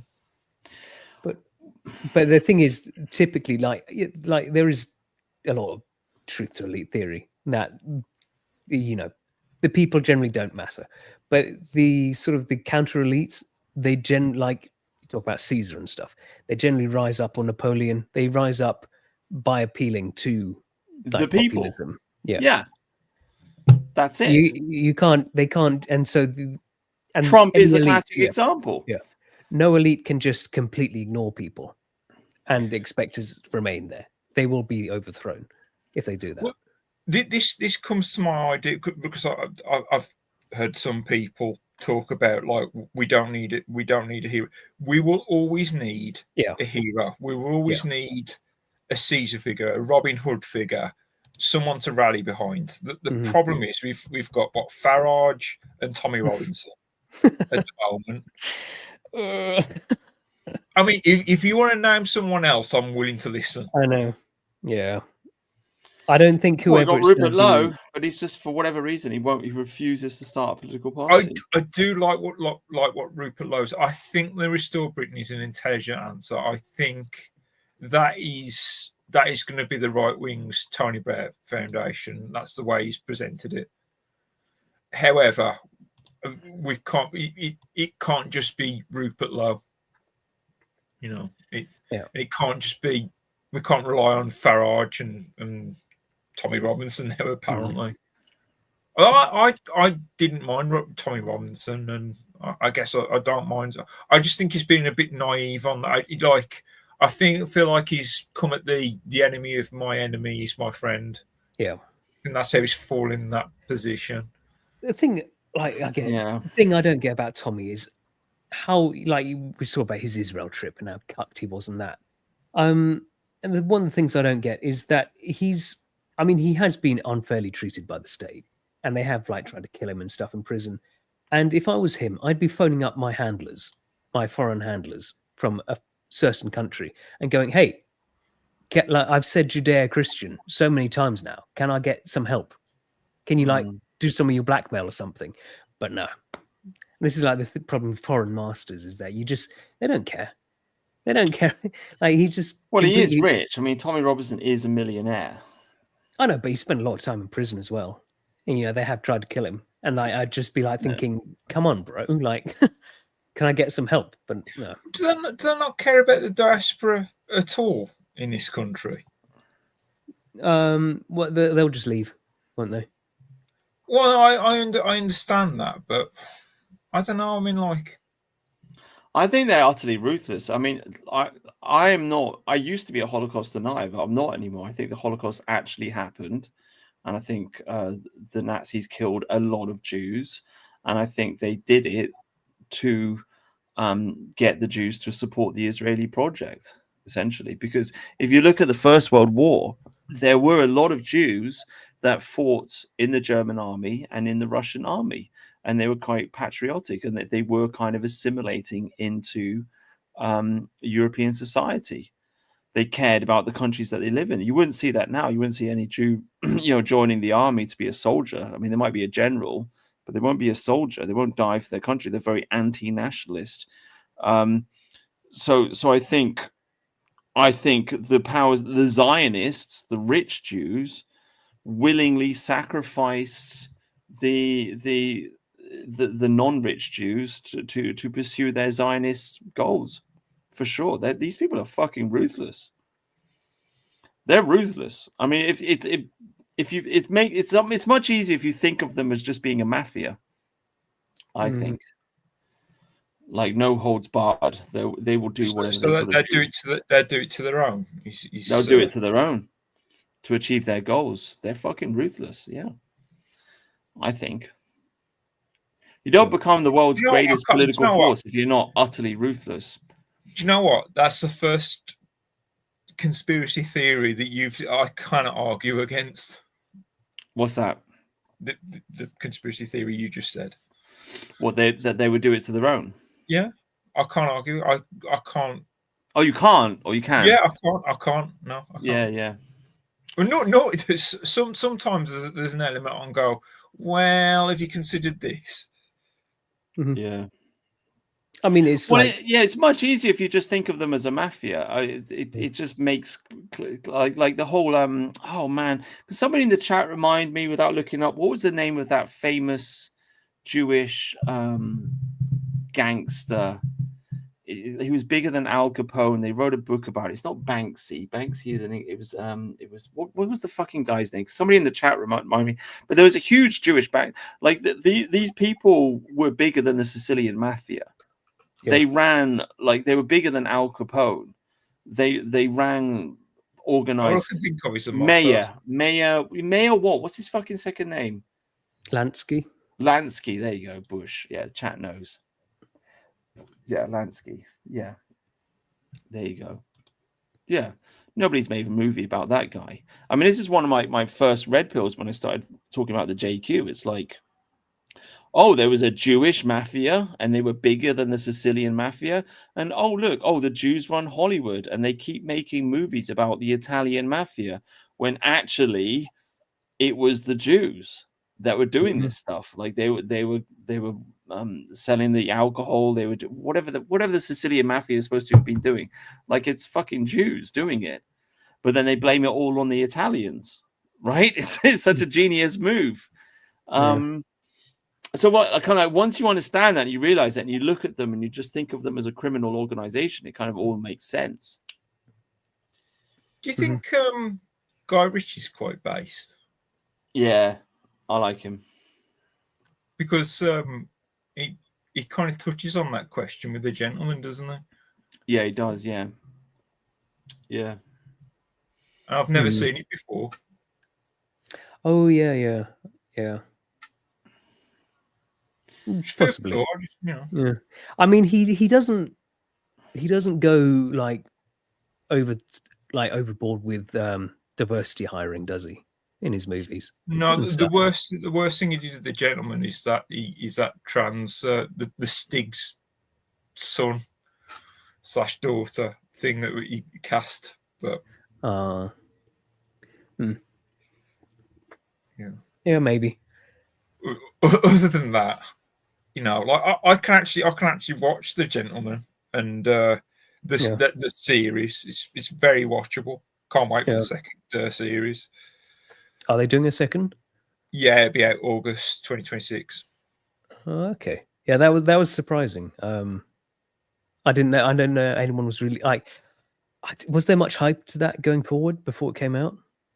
I don't know, but I enjoyed it, and they've announced the second series will be out August. That's good. So, really looking forward to it.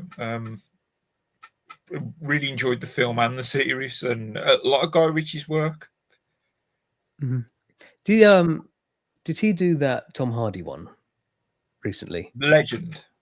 I don't think he did Legend. No, the series, Mobland. The series on Prime. Yeah, I think that was him. Yeah, that was a good one as well. I haven't seen that one. I have to check that one out. I think that was Guy Ritchie. God, the thing about Guy Ritchie is though he does do a lot of gangster stuff. Yeah, that's his thing. I mean, he did Man from Uncle and Sherlock Holmes, but I can't think of anything else he didn't do that wasn't a gangster film. Didn't he do? Did he do a King Arthur thing? Yeah, that was I rubbish. think he did. Yeah, I never saw that. I thought it looked a bit shit. Yeah, it was shit. I tell you, like Wrath of Man. Have you seen that? That's fucking banging. That is. No. Wrath of Man. Yeah, that's great. Jason Statham, Wrath of Man. Oh, that's a great film. Fully recommend that. Fully recommend. Should we talk about the most important question in Twitter politics? If I can find it. No, maybe I might have to scroll up. Hang on. Well, we've talked about this is a funny meme. People are fucking fed up with this guy. Like it's so good to see the young generation. Like this Orm guy, he's like a big. He doesn't seem so big, but I'm just starting to notice there is a younger, like they're not part of Homeland. They seem to be like ex-Homeland. But I don't know. There's like a little crowd of young Zoomers. They don't fucking like Sargon of Akkad, you know, and it's great to see. Well, I do. Yeah. No, sorry, not Sargon of Akkad. Sorry, I meant Academic Agent. I quite like Academic Agent as well. But that's he makes some points. He's just such a doomer about things sometimes, which is well, he rejects ethno-nationalism. He's against it. I mean, he has to though, doesn't he? Well, anyway. being a mixed, yeah. So for whatever reason, the algorithm has just been like sending me all these memes, and I don't know why. But the big question on Twitter this week has been Miss Universe or Sydney Sweeney. So this is Miss Universe, Sydney Sweeney. Yeah. Miss Universe, Sydney Sweeney. Tharium. Oh, it's obviously Sydney, isn't it? I mean, look at those arms. Look at those arms, that rib cage. There's nothing there. Too skinny. This is what I said. Too skinny. Look at that. Yeah. Just cuddle up with that, wouldn't you? Just have a little cuddle. Look at that. Happy. I think she's actually just got. I think she's actually just got really nice eyes. And I'm not being sarcastic. Obviously, she's got great tits, but I just think she's genuinely got like really like doleful kind of like eyes. There's something about her eyes. The Miss Universe one, she's got like the face structure, like the cheekbones and stuff. But there's more to it than that, isn't there? So this has been. What do you go for, Mercian? This? To be controversial, I go Miss Universe. Really? Yeah, I've never been a Sydney Sweeney fan. Isn't she like too skinny and too fake and plastic? I mean, I'm look at this. Yeah, skinny. I mean, like, don't get me wrong. If I saw the scars on the bottom of the tits, it'd change my mind. But oh wow, yeah. Is this YouTube safe? What I'm sharing? Oh, sorry. Oh, yes. Well, this is the other reason everyone's talking about Sydney Sweeney this week. The fucking dress.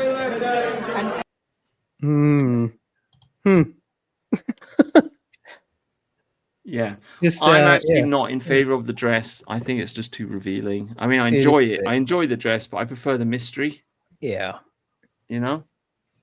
I think she's over. I mean, I think she can get away with it once. If she does it more than this, I'll get a little bit fed up with it. It's like this is like a little showtime. It's like, okay, thank you, Sydney, but just once. Do you know what I mean? Well, yeah. I think some women get perplexed by this. It's sort of like, yes, men like this, but men also like the idea that they're the only ones who can see it. Yeah, exactly. Yeah. It's like, Sydney, didn't you know me and you, we had this special thing? Yeah. Like, you only show them to me. Yeah. I thought you were mine, Sydney. Now you're just showing them to the whole world. Didn't you know I had this little fantasy world with you in it? Oh, my God. Sydney, you betrayed me. Yeah, I don't know. like the short hair though. Her new short hair. Do you not? Nah. Women should have longer hair. That's better. That's better. Yeah. So for whatever reason, the algorithm's just been bombarding me with like Sydney Sweeney versus Miss Universe. This is what happens if if you reply to stuff, then the algorithm will just ruthlessly send you in that direction. I'm starting to learn this. A lot of women seem to be very, very upset that the majority of men are going for Sydney Sweeney over plastic Miss Universe, and they can't understand why. And they're saying that Sydney Sweeney is like the girl next door vibes, which I kind of agree with. I mean, she's got big tits. I don't know if I like facially. I don't know if I'd say she's classically. Yeah, she doesn't. She isn't. That's the thing. Yeah. Compared to the Miss Universe, who does have that, like the cheekbones and the face and stuff. Yeah. But that's like she's got nice. I would never say she's ugly. No. I would just say like with the face, it's kind of mid, but nice, really nice eyes. You know. Yeah. Big eyes, but mostly it's just the tits. I think with Sydney. Yeah. Like if you're making go on. Sorry. If you're making a statue, you'd pick like Miss Universe's face. Right. But that's not reality though. But like Sydney Sweeney feels like something, maybe I have a chance there. Yeah. That's kind of the appeal, isn't it? It's like, she'd say yes. Maybe. I think you should show me something where she's not wearing double denim. I can't stand the double denim look. Oh, really? I know she's promoting American Apparel or wherever it is, but that's so rude, living the dream.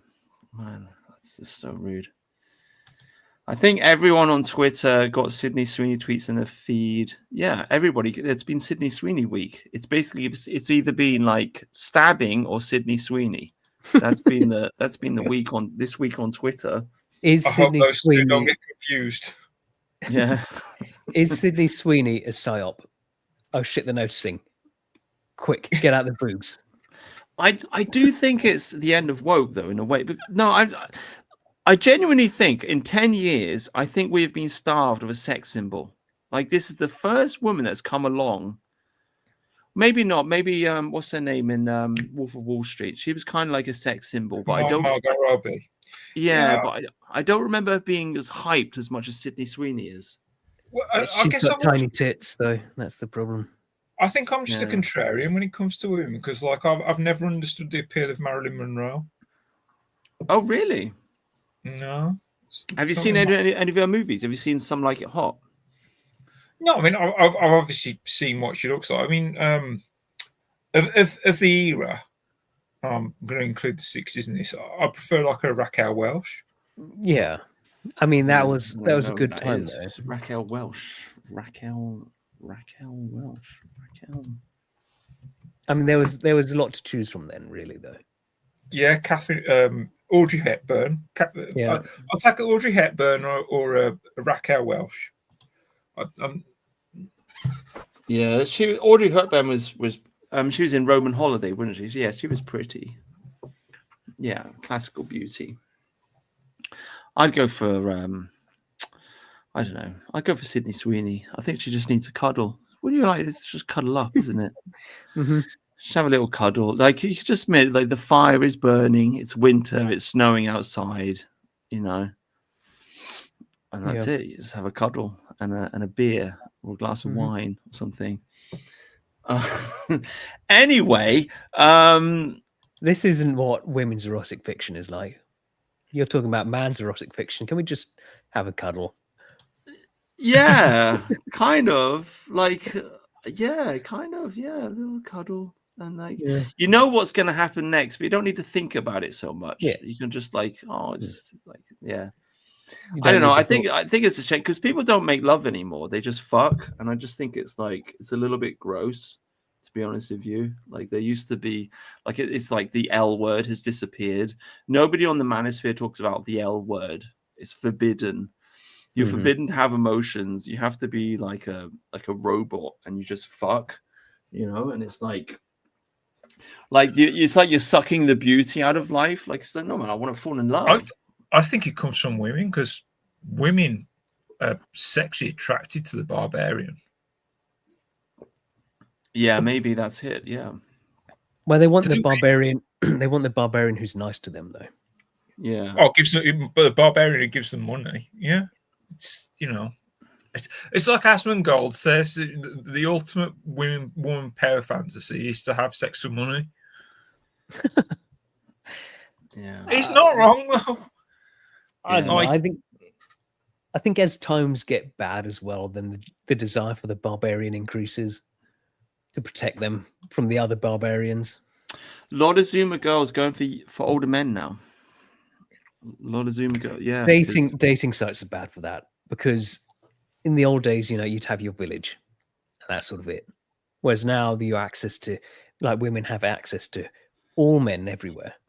Yeah, and they all go for the same one, and the men that they go for are happy to have 12, and they go. Mm-hmm. Yeah, yeah, it's very true. We've inadvertently created a polygamous society, unfortunately. Mm-hmm. Yeah, I mean, I don't know. Yeah, a lot of women this week on Twitter though losing their absolute fucking minds about Sydney Sweeney. Very, very funny. I do think it's a shift. Again, like, I just feel like the woke in Hollywood maybe has died a bit, because she just seems like a genuine sex symbol. I don't think I've seen this in a decade. She reminds me of Jennifer Aniston back in the day. She's the last really big sex symbol that I remember back in the 90s, in Friends. Like, everybody, like, I grew up, I remember everybody kind of desired Jennifer Aniston, and she had this special haircut, and everybody copied her haircut, and it was just like, she was like it. And just, we haven't really seen that in a long time. And now all of a sudden Sydney Sweeney's come along, and she's filled that role, even though she hasn't really made any movie at all that's that famous. Like, No. what is the famous movie that she's done? I don't even know why she's famous, but she's on Twitter. She was in Euphoria, that show about teenagers fucking. Right. I never watched that though, but a lot of younger people did. Right. I mean, I watched her in this movie called Eden, where she's like a German girl, and they go to this island, and there's like 4 or 5 of them living on this island, and there's all this conflict, and what's her name? Anna de Armas is on there, and she plays a complete bitch. She's fucking awful, and I swear there's no other character in any other movie that I wanted to die more than that fucking bitch, because she's just insufferably horrible, and she does die in the end. And it's not a great movie. It's got Michael Fassbender in it. It's not a great movie. I mean, I enjoyed it because the characters were interesting, and I think, like, it's been said that like, if a character is great, you remember the character after you've forgotten the story. I do think characters are primary and kind of like more important than the plot in many ways. So it was an okay story, but it wasn't a great film. It wasn't like super astonishing. I saw her in another movie, which was like a nun movie. I didn't even bother watching it all the way to the end because I got bored of it.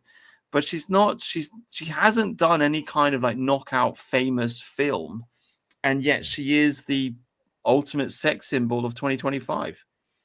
Yeah. And she's very unapologetic about it too. Like, she's someone who doesn't give a shit about women, I think, which helps. What do you mean? Doesn't give a shit about women? Like the usual feminist sort of, we're all in this together girl. She's like, nah, I'm better looking than you. Fuck you, bitches. Right. It's interesting to me because she seems to be, as you say, she's the grassroots sex appeal, but the media or whoever's in power seems to be pushing Sabrina Carpenter. Who's that? What, Sabrina? Singer. Oh, did we cover that last week? She did a song. Was that Sabrina Carpenter we covered last week? Like, she's dancing in front of a mirror. Was that? I think we've. Yeah, it was. Yeah. Yeah. I think the mass media are pushing Sabrina Carpenter as the sex symbol of the time. She hates men more though, doesn't she? I don't think she does, because like she has a thing in her live performances where she'll flirt with a man in the audience. It's well known in her live shows. Are we getting tickets? We'd have to be at the front. The thing is, I don't know why straight men are at her gigs anyway. Yeah, well, because of what you just said. Probably. Yeah. You're hoping. Yeah. I've brought my little sister here. Yeah. Yeah, possibly. I mean, she's at least she looks fine. I mean, it's not we're beyond like fat black woman is beautiful. That's dead now. They're not pushing that anymore. Finally, no more Lizzo then. Oh, yeah. Should we segue into this post by Homath? I don't know if you guys can read it. Yeah, I think Bob gets it there. Sabrina Carpenter is the woman who tries to be sexy, but she's not sexy regardless of how little clothes she wears. Yeah. Yeah, like Sydney Sweeney kind of has this. I tell you, it's something in the eyes. There is something in the eyes, like some kind of calmness, or some kind of like. She seems very relaxed and confident about herself. Do you know what I mean? Mm-hmm. Like she's like, she knows that she's beautiful. She knows that men desire her. Yeah. And she's not overexcited about it. She doesn't have to like flaunt herself. She doesn't have to like dance around and show all of her bits. She she knows the whole world is looking at her, and she's very comfortable with it. And it's there's some kind of like underlying like deep confidence, which is very, very attractive, I think. Mm-hmm. Yeah. Yep. That's what I sort of meant about her not giving a shit about it. Or like all the feminist and crap that we've had all these years. Yeah, she's like, I'm blonde, I've got blue eyes, and I've got big tits, and that's it. That's it. Yeah. That's it, you know. And there you go. That's the story, you know. Yeah. All right, I thought I'd read this. I mean, he's talking about this girl here. We haven't really talked about the Zohran Mamdani thing. I don't think we've mentioned it on the show. I'm sure everyone is aware. There's a Muslim who's getting elected. Yeah, that's happening. It's happening everywhere. 3 cans of San Miguel, elected as the mayor of New York. But I thought, so this is it, friends. This is where I come from. These are the fires in which my disgust was forged. The vacant stare, the Miss America smile, the trappings of middle-class conformist consumerism, the self-assured, momentary, tell me I'm pretty pose, clashing with the lack of effort in self-preservation and the impatience of choosing an unflattering background, the smug, condescending delivery of the message, I have done what you warned me not to do. All of it is completely irrelevant to the topic at hand, forced awkwardly in front of it, obscuring it, replacing it, upstaging it, or so she hopes. Standing between you and what matters, she says only, look at me. Look at the difficulty I've caused for you. Witness the joy that I can only derive from being your problem. This is not about politics. She doesn't understand them. She doesn't even think she knows better than you. She only knows that you can't tell her what to do. She doesn't even think she has power. She only knows that you have even less. And this is where she places her heart. When the bill for her foolishness comes due, oh, how her expression will change. No longer a bold and toothy smile, now a pouty bottom lip. No longer a triumphant hand in presentation of her own radiance, now a through the eyebrows scowl, arms folded. No longer an empowered, educated feminist, now a hapless princess in need. A real man pays the bill without asking. She offers nothing. She demands everything. She will never be held accountable for the destructiveness of her choices. She will be celebrated then as she is now, not for her contributions, but because where she is celebrated is where she will choose to be. She is the table, and the table is set, and she has placed her order, and all that now remains is waiting to be served. I just thought that was a great Twitter post. Like, fuck me. All from this photo. But yeah, you go. There's the photo of the white woman voting for the Muslim invader.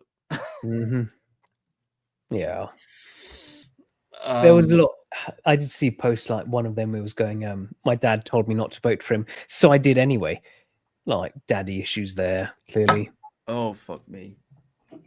Yeah, it reminds me of that like iconic picture. I don't know if you remember like the Yellow Jackets riots, when they're having all the Yellow Jackets riots, when they were and there was like a girl, and she was like in her coffee shop, and she was like smiling and laughing and filming with her phone, like while the men were outside in the street rioting, and there was like tear gas in the streets and so on and so forth. And it's just like, for her, it was just a drama. Do you know what I mean? It's like, I'm in the coffee shop drinking my latte. Oh, the men are fighting for the country. How entertaining. You know, it's just holy fuck. I don't know if I could fix her, but she needs a fixing. She needs fixing. You will try. Rogue Trader does not agree. The Home Math poster is a proper weirdo. Serial killer vibes. Imagine writing that. What a loser. I mean, I don't those know. are I possible. thought he kind of nailed it. I mean, he's not wrong in what he's saying, is he? I mean, she doesn't care, does she? She doesn't fucking care about politics, and she doesn't know anything about politics, and she has voted for the communist Muslim just because it's a fuck you white man. Like, am I wrong? She is suffering from her mind has been. I mean, like, don't forget, we've all experienced this propaganda for the past, God, I don't know how many years. I mean, certainly since the post Second World War, there's been a constant onslaught of propaganda against us, and she's the type that just absorbed it without question. Yeah, and now she thinks she's, right on, or whatever she thinks in her mind, and it's a terrible shame. Because she's a beautiful young lady. It's so sad that their minds have been twisted. Yeah. I mean, like, Homath may be projecting a lot of his opinions on her. Like, she may, like, genuinely, like, this look in her eyes, she may be thinking, I'm going to help people, or something She like thinks this. she's a good person. Yeah. She doesn't think she doesn't think she's done anything evil. She thinks she's been such a good person. You know this theory that bad people start to look ugly, like the twits in the Roald Dahl. Yeah, she I believe is that. such a good person, and that's why it shows. Right. She didn't do that to be evil, did she? Right. Yeah. Yeah, I agree with the idea that bad people look ugly, by the way. That's why Theresa May is growing a hunchback right now. Yeah. So I put it to you. She's a good person that thought she was doing good. She doesn't know how evil she's just been. She doesn't understand. I think, like Oswald, like saying, but how really happy is she? And I think that's right. These people there's a hollowness to their lives. They're just sad, but they don't know why, because they're so indoctrinated with everything. But you see, like, young people are very miserable these days. Well, especially with teenage girls. I mean, they're suiciding at like historic rates. Like, they're really unhappy, you know? Yeah. Or It's not transing good. themselves to think they can get out of it that way, and it doesn't work ever. Man, like, I work with this girl. You know, like last year I worked in this restaurant. And so I'm working with all these like beautiful young waitresses, and there's this Zoomer girl there, and she starts talking to me about getting Botox, and I'm just like, I'm looking at this, I'm like, you're beautiful, you're young, you're beautiful, you don't need fucking Botox. What the fuck are you talking about? She's like 22 years old, she wants Botox. Like, what? Yeah. It's weird, man. Like, it's fucked up. I don't know. I mean, maybe. Oh, hang on. Maybe it's because of this. Now, I've been told this is fake. Okay. Oh, let me just find it. I think I'm scrolling in the wrong direction. Let me scroll in the other direction. No, we'll get the video. We'll get the video. Thank you for your patience, the audience. I know this is a low-tech live stream where I basically watching me scroll through my thing. We don't have a Jamie, so there's no Jamie. Yeah. Where is it? Where is it? It's coming up. It's soon. It's oh shit. Sorry. Oh, where's the video of the all of the interviews of all the because you commented it on it, didn't you, Tharium? What video? There's all the left-wing people and they're being interviewed and they're like, oh yeah. Okay, well we've lost that. So sorry everybody. Sorry, I was gonna do a hard segue into this. Let's segue into this then. Next video. Let's segue into this. I've got it. And said it's on now. Apparently, Trump's son went up to Biden at the inauguration and said it's on now. What is this? A fucking UFC fight? I mean, that's literally apparently lip readers have like read what he said when he went up to, because there's a moment where he goes up to Biden and Biden looks confused and he doesn't smile. He's like, eh. But he walks up to him and goes, it's on now. So when he leans into Biden here, he says, it's on. Okay. And then when he goes up to Melania, she says, try to be nice. See? And he says, okay. But she doesn't really know what he had said to him. And then he turns back and looks back at Biden. That fucking look is cold, man. Like yeah. This. And then he turns back and that. That. I mean, that's a serious like if you go up, you talk to someone else, you're walking away and you turn around and look like that, that's a fucking death stare, that is. Yeah. Which was this Trump's last inauguration? I think so, yeah. This guy's fucking pissed. Is all I can say. Like, I don't know what's going on, but he's watched his dad, like they tried to throw his father in jail and he ain't happy. You know what I mean? So looks back at Biden. Biden's not smiling either. Well, they need to do, you know how football coaches. Anyway. Oh, you found it. Well done, Tharium. Good job. Here we go. Here's the left-wing people. Yeah. Describe women in one word. Beautiful. Powerful energy. Say encompassing. Everything. Infinitely infinite. Enabling. Progressive. Inspirational. Powerful. Superior. Worship. Yeah, Enigma to you, you fucking brown. Whatever. Sorry. I don't think I can do it just one Fucking word. mystery to you, aren't you, you cunt?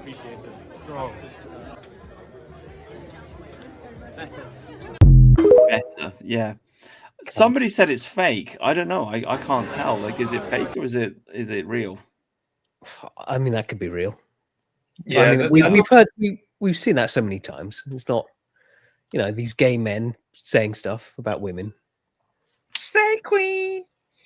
Yeah, I'm not sure. Like somebody, like I commented on it. And somebody told me it was fake.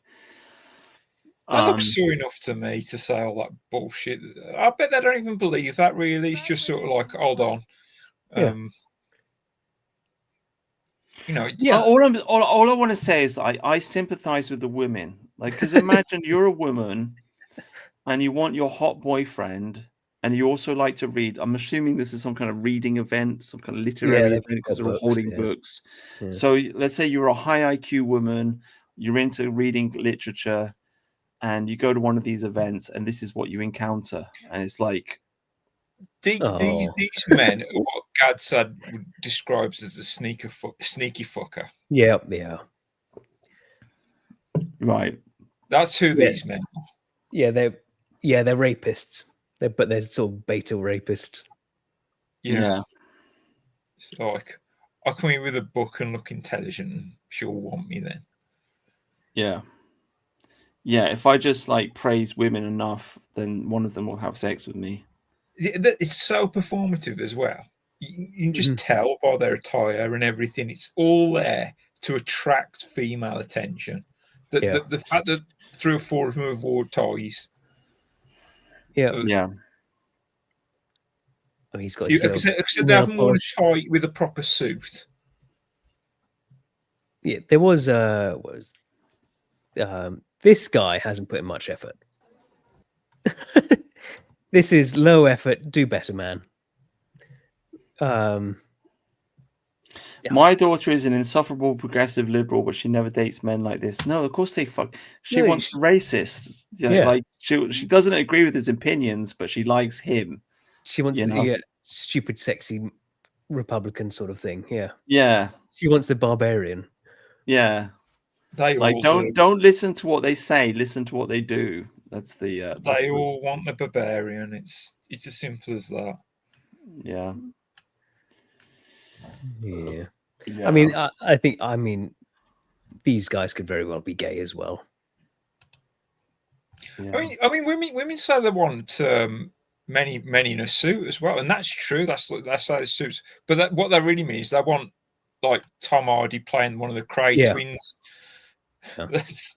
That's who they want. They want the barbarian in the suit. Yeah, it's basically what they want.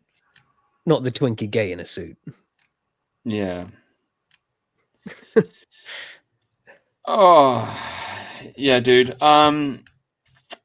Should we watch this? This is kind of interesting. Let me just share screen. Here we go. I mean, I'm glad this story is finally coming out. Like, there's actually, funny enough, I brought one of these books. You can buy these books on Amazon. It's fucking horrific. I brought one of these books. I actually never read it because I was lodging at the time, and I brought the book and they delivered it to the address, and I'd already left the place. So I think the book was called Never Let Me, sorry, Please Let Me Go. But there are multiple books out there on Amazon that you can read that have been written by grooming gang survivors, explaining their stories in detail. I just feel like as a nation, we're just living this kind of like mass denial. Like, we know that something really, really fucking bad has happened, and it's sickening to feel, to think about it and to feel it. And we're just kind of like, I don't know, don't want to accept it, don't want to think about it, don't want to whatever. But this lady's very brave. She's a survivor. And obviously we've got this whole grooming gang scandal going on. Obviously the government said that they do an inquiry, and then they're like fluffing it at the moment. So there was this incident. The words that Sarah Pochin used in response to a caller into talk radio on Saturday morning were without ugly, and taken on their own, could be read to be very, very unpleasant indeed. I am unhappy with what she has done. I can't underestimate that, and she fully knows how I feel. The words that Sarah Pochin used in response to a caller, I'm sorry about that, on Saturday morning were without ugly, and taken on their own, could be read to be very, very unpleasant indeed. I am unhappy with what she has done. I can't underestimate that, and she fully knows how I feel. The words that Sarah Pochin... Oh, shit. Okay, anyway, I'm sorry. I think they've clipped it. I'm sorry, but I have to apologize. I watched this clip before, and the response has been deleted. He condemns her a bit more. in that No, clip. I apologize to the audience, but I wanted to hear what this girl had to say. I mean, oh, you mean her saying that? Yeah, she her husband had- responds. Like, I don't know what. Oh shit. That's a different clip. That's a different clip. Oh fucking shite. Sorry about that, everybody in the chat. But anyway, she does respond, and she basically says that she agrees that there's a lot of anti-white racism, essentially. So there you go. I've maintained the opinion for a long time that we need to take women like this lady here, and we need to put them front and center. And this is our Bodicea here, okay? Like this is a girl who's been raped by Muslims, okay? And what left-wing man in the country can face her, right?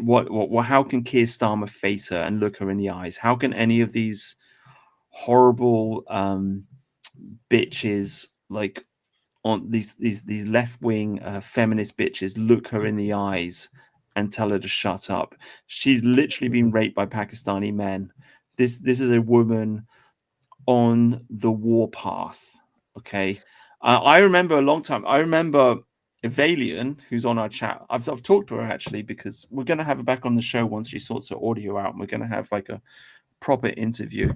But the famous Evalian, she once made a video saying that you should support women because women get what they want, and every woman's movement in history has gotten what it wants. And she actually genuinely has a point. And we have tens of thousands, probably hundreds of thousands of women that have been raped at this point by foreigners.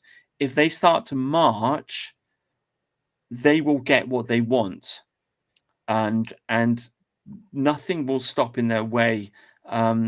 So I kind of I fully support this. This really needs to come out front and center. This really, really needs to cut, like brave women like this. It needs to be at the front, at the center, because what man can say no? What man can look this woman in the eyes and say, "Oh, shut up, you're a racist"? Have you seen that old Vorsh clip where he's watching these women, and one of them talks about how she was raped, and he's going, Yeah. "Oh, yeah, you see, this happens to women all the time. Men are so evil." And then because he's paused it, and then he unpauses it, and she says, and he was a Pakistani, and then instantly, oh, this lying bitch. Oh, of course, this racist lying bitch. Yeah, but that's a far left, Yeah. like extreme example. Like the vast majority of men, I just think there's something very deep inside, like every man, that like every man has a white knight inside him. I think I talked about it on the stream last week, but like most men would run through fire to defend a woman if they needed to, and I just think like if we can just press that button, just boop, press the button, press the fucking button, okay? This woman here could start a revolution if you just press the button, if you just get that ball rolling. And they're there, and they're in the background. They've been writing books. They've been talking about their experiences. They're there. They're angry, and you just push that thing forward, and it will demolish everything. It will completely demolish this because it's mostly white people that voted for the Labour government. It's left-wing fucking idiots that have voted for this Labour government that we're living under, and these left-wing idiots will not be able to face a woman like this if she's marching. So I don't know. That's how I feel about it. So I'm sorry I couldn't find the whole clip. I'm sorry about that. That's very awful of me. Very disorganized. I thought I had the full thing. There you go. Yeah. I did think she had more balls than Farage, though. Which, I mean, that's not hard. Yeah. Yeah.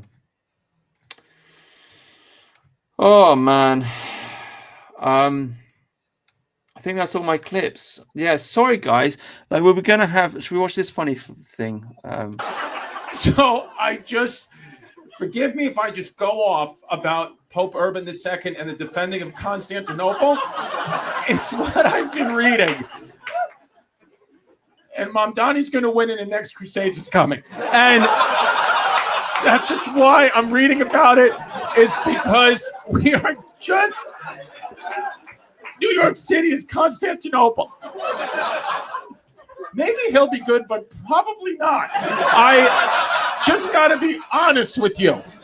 I'm not smart. Truly, I'm not even political. I don't know, but I just know that I can't be 8 years older than the mayor. That absolutely doesn't work. So I don't know about his politics. Some people say it's socialist. I don't know. You don't say. We'll see. I mean, let's be honest, it can't get any worse out there. So it's already a pretty much active war zone on 6th Avenue. So let's just get it all the way down. Let's just burn it down. And then we can rebuild this city in the name of Christendom.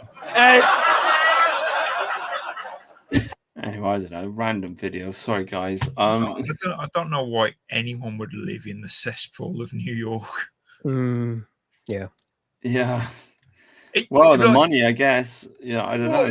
You say the money, but you'd be much better off moving out of the city because the amount it costs to live there. Mm-hmm. Yeah, it's like sort of like get a job in London for the money.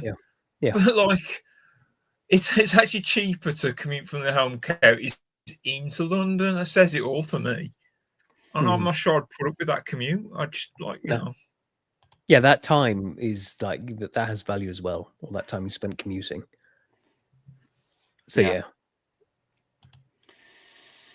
Yeah, dude.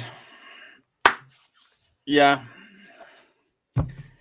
I've run out of material. Sorry, guys. We've got 38 people watching. Sorry. I mean, I've run out of material. Sorry, that's it. We've exhausted my Twitter account. I appreciate everybody coming, watching the show.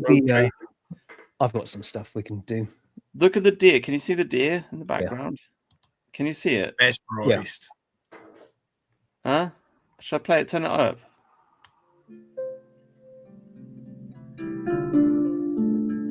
This is what we can have if we kick all the foreigners out of the country.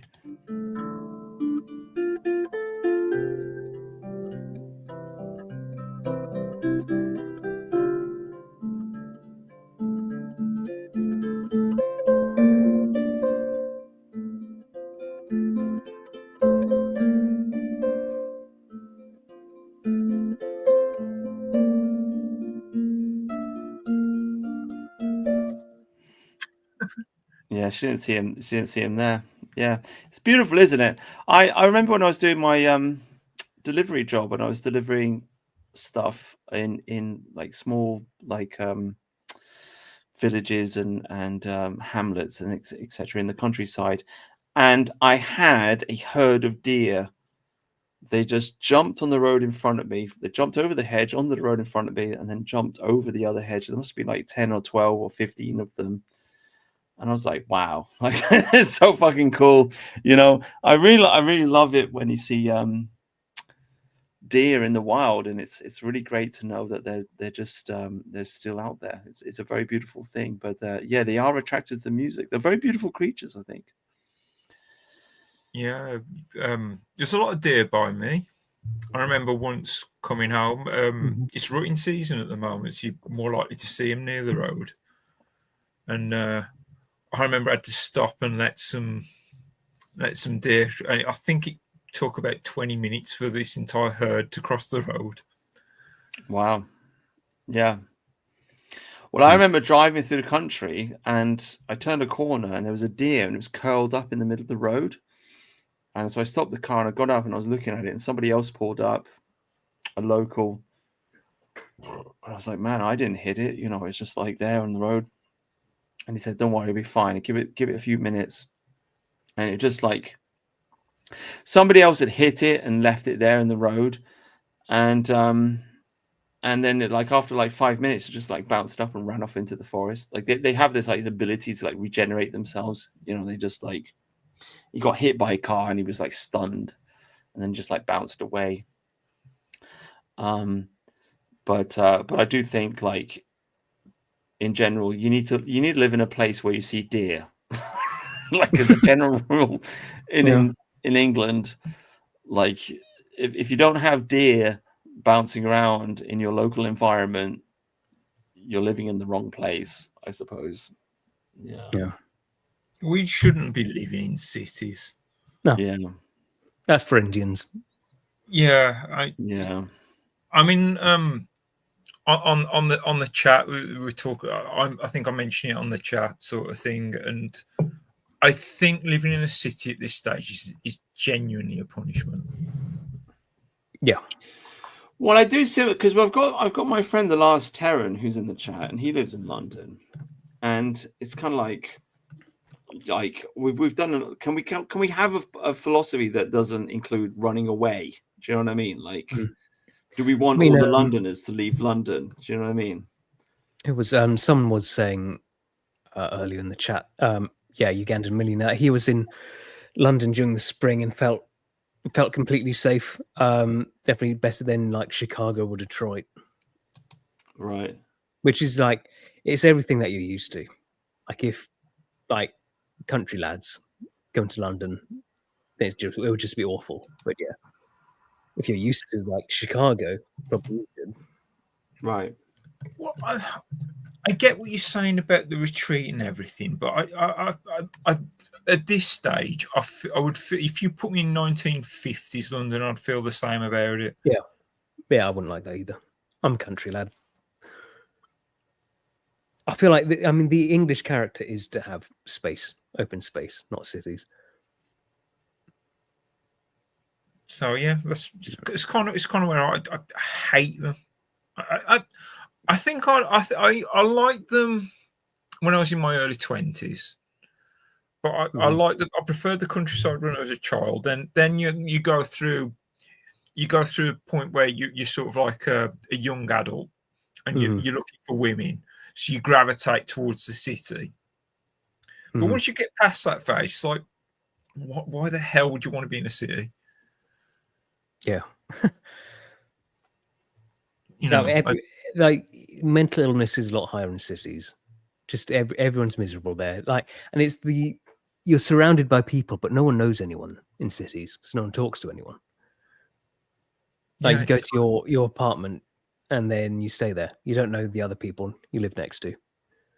We shouldn't be living cheek by jowl with people. I'm not someone who's anti-people per se. I'm not that much of a misanthrope, but I don't know. I mean, I feel like the internet gives us the ability to. I mean, I wouldn't want to live too far away from a city. Every now and then, you have to visit the mainland, as it were. I don't mind visiting, but when I'm done with whatever I've got to do, I want out. Yeah, I can do a day trip if I have to. I don't want more than that though. No, when I mean, to physically live there. Yeah, I mean, it smells as well. Just the air just smells bad. It's horrible. Oh God, I mean, fuck. You're right. Really? I've got a rat in the kitchen. Holy fucking shit. Well, don't tell you B40, will you? Holy shit. Holy fuck. I've never had that before. How the fuck do I get rid of that? Customs and immigration. Holy fucking shit. I've never had. How the fuck did that get in? It's a big one. Oh my God. Like, I just heard a noise and I opened the door and it's like, and there's how the fuck did that get into my fucking kitchen? Is it a big one? Yeah, it was fucking huge. They can fit through quite small holes. Oh my God. What the fuck? Oh. You did mention like some Indians have moved into like the store or something, hadn't you? Nearby. Oh shit. I've never encountered anything like that before. I swear to God, like my kitchen is relatively clean. Like anyway, sorry for interrupting. Like, what the fuck, dude? How do I get rid of that thing? How do I get rid of it then? Rent-a-cute? Do you have traps? Or is it a bit big for that? It was big, yeah. Oh, give Rent a Killer a call in the morning or something. Do you have cats? No. Get a cat. Yeah. You see, like, can I borrow someone's cat? Just leave it in the kitchen. I've got 5. I've got 5. No mouse or rat is going to stand a chance around me. Yeah, because I heard a noise a few nights ago, and I was like, "What is this noise in the kitchen?" And I opened it, and I couldn't see anything. And I just opened it now, and this fucking thing just ran across. I think it's in the floorboards. Yeah.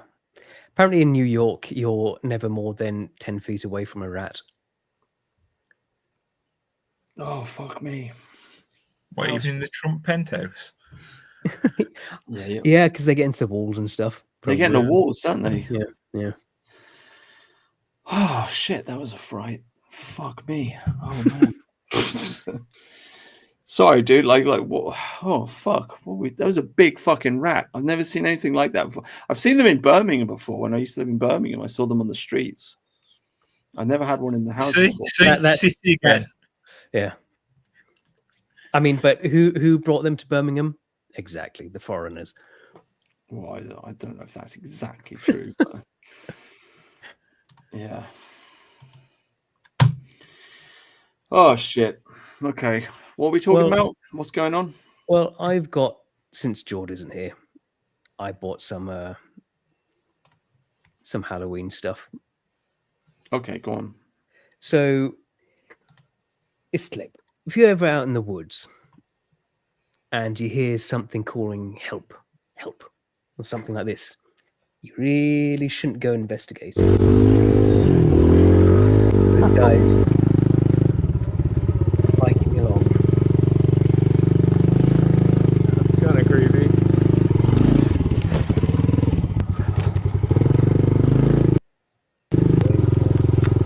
Go this way.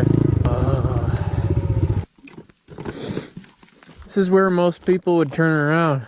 If you turn around, you never get to see what's on the other side. Oh. That's where all the gold is waiting over there. Oh my god. Could be missing out what's on the other side. You didn't really hear that, but there's something says hey.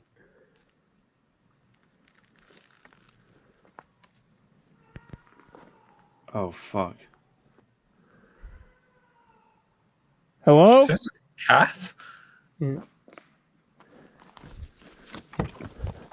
Then he hears, something big starts walking towards him. He's just, I'm fucking out of there.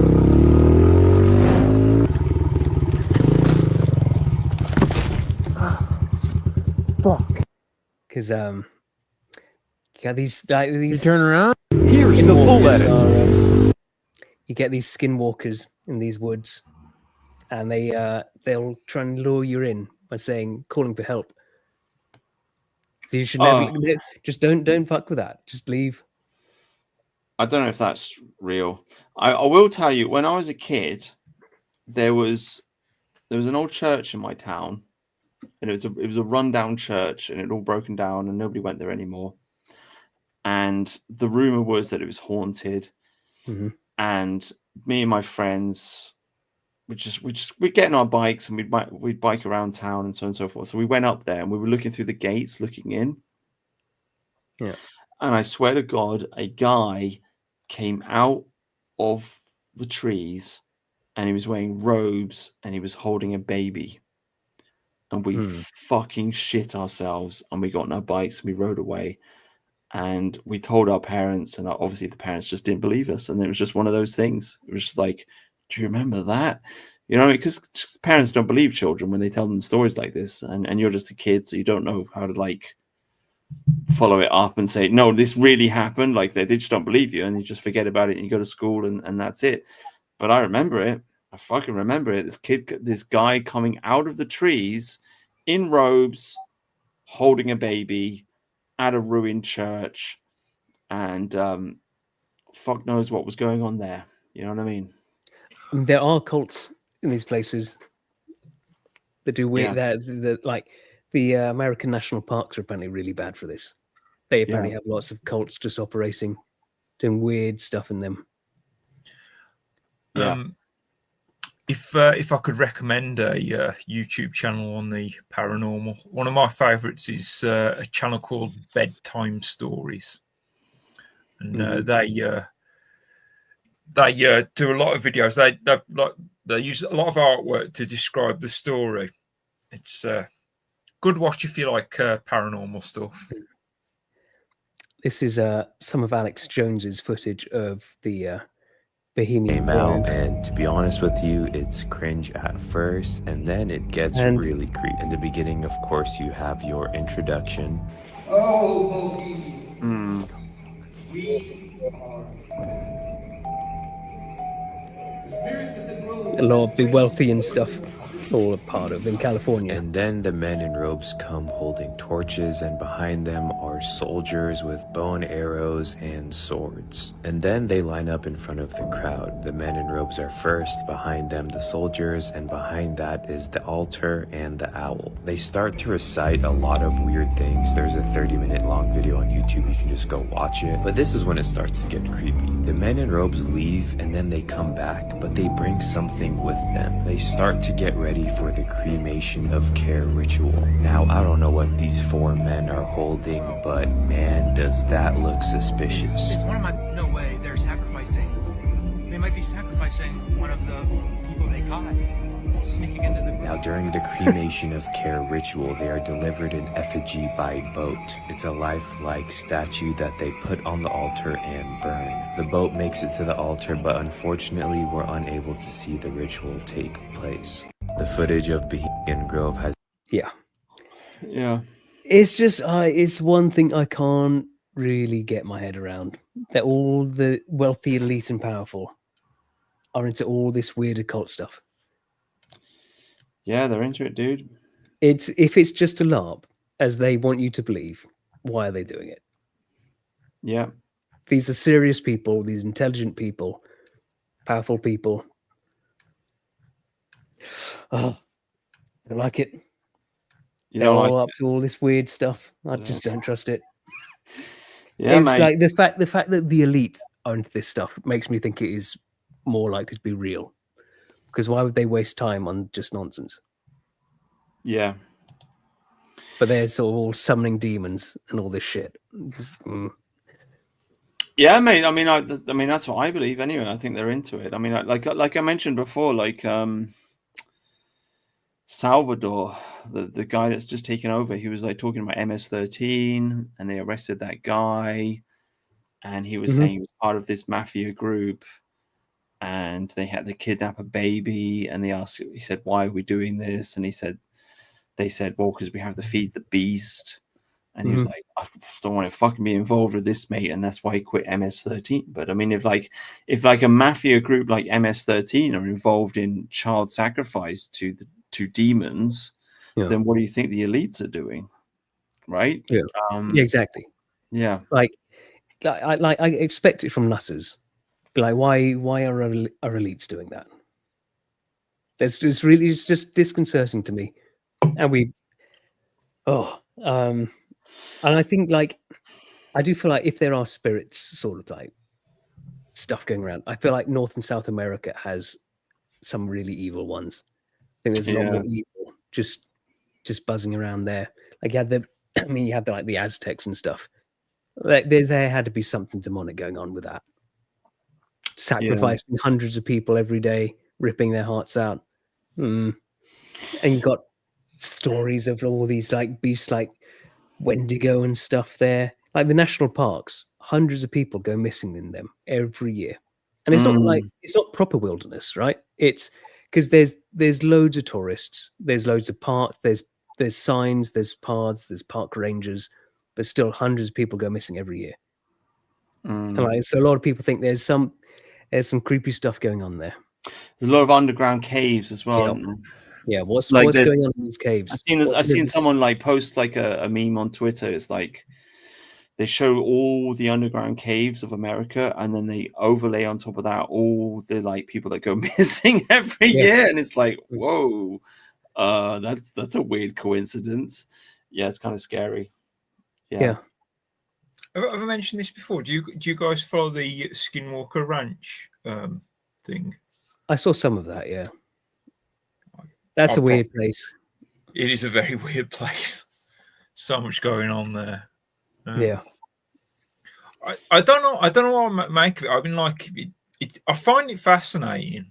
I actually found out about Skinwalker Ranch through that Bedtime Stories channel, and then not long after that, basically the Sky History got the got the documentary for the place. Yeah. There's this guy who bought it, and he's trying to like do stuff and like see stuff. I mean, they should just dig up that mesa. It's well, do you know it's the same producer who do The Curse of Oak Island? I keep talking about that. Okay, right. So we're going to Like, drag out nothing for so years. Just fucking dig it up. Just stop. Yeah. What do you reckon to that physicist, that Taylor chap? Because I can't get past his accent. I'm like, really, you're a well-renowned physicist. Oh yeah, I had doubts. And then their security guy, doesn't he call himself? You've got to call me Dragon or something. Dragon, like that. yeah, that's Is that his if nickname. somebody comes to me, call me Dragon. No, we're not doing that. Yeah. It's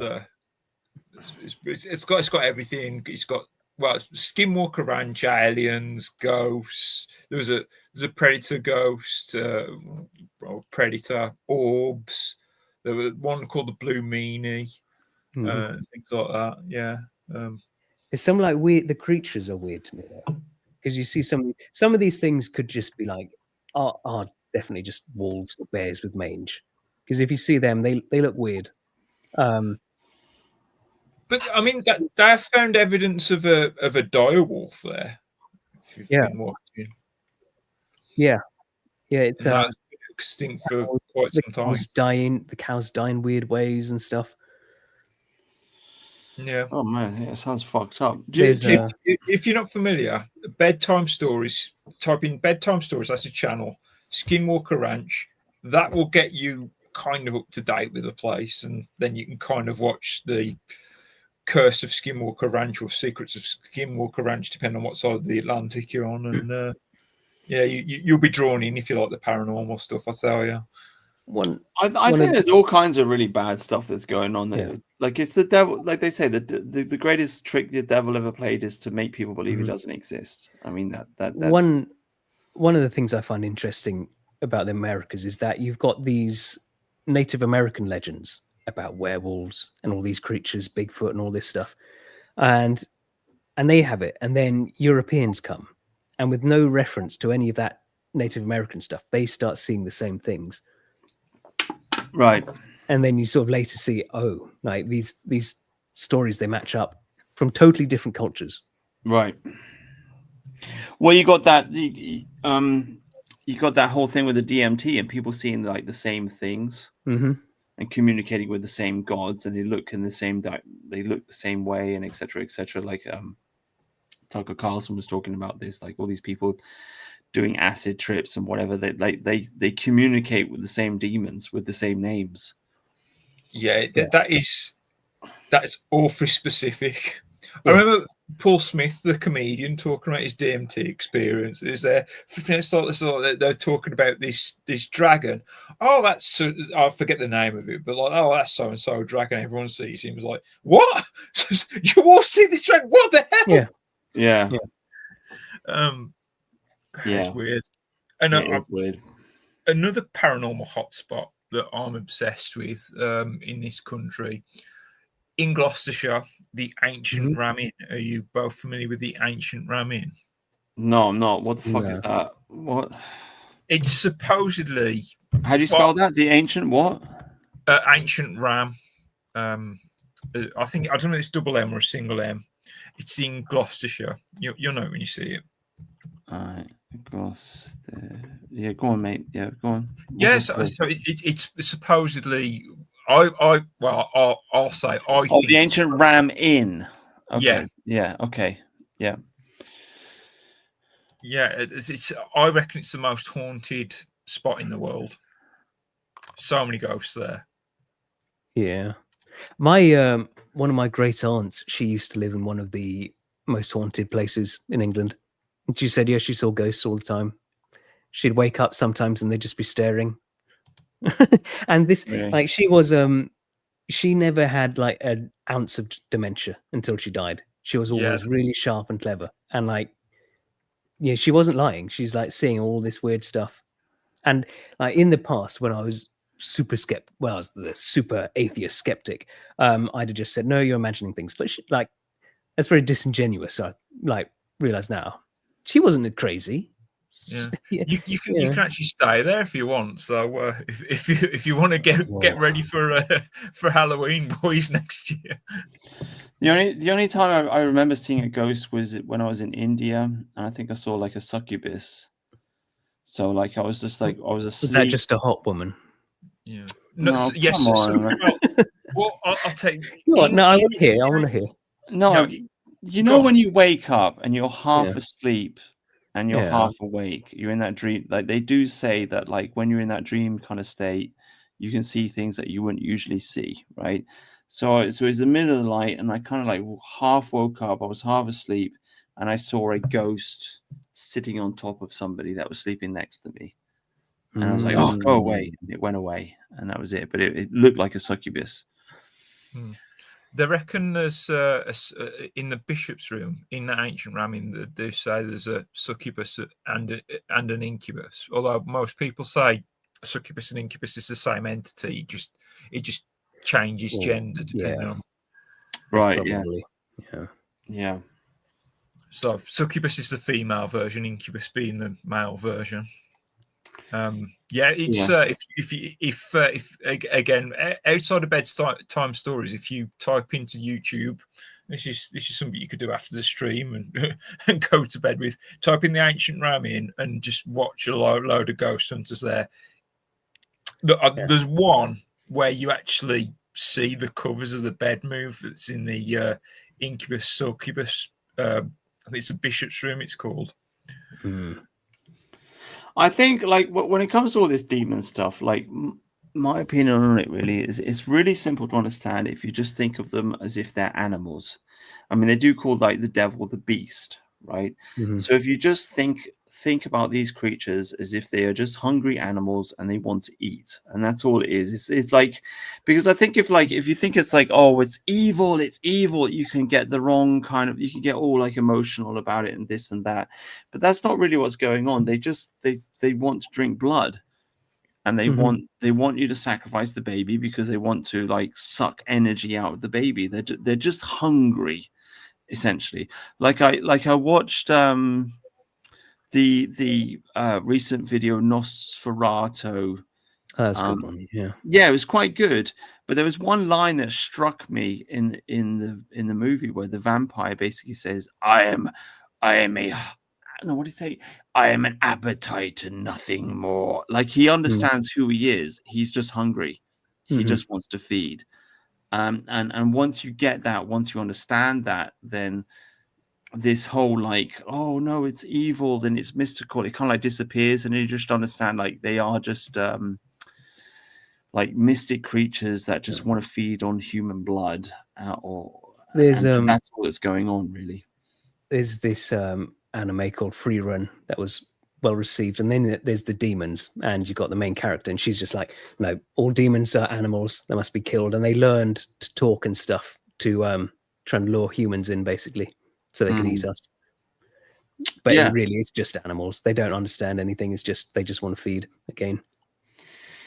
Yeah, they're like, I mean, my understanding from the Vedic perspective, like the idea is that like the material universe, you've got earth, water, fire, air, and ether. These are the 5 elements. So if you get rid of the earth, the water, and the fire, you're left with air and ether, and you can't see the air, but it still has strength in the same way that like the wind will blow you. The wind will move you, but you can't see the wind. So you have creatures out there that just have air bodies, and they have a certain physical strength to them, that like poltergeists and so on and so forth. They can make things move. So that's what spirits are.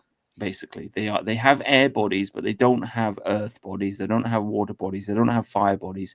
You can't see them, but they are still alive, and they move around and they feed. Not all of them, but some of them, they just feed on blood and semen and things of this nature, and that's all it is, really.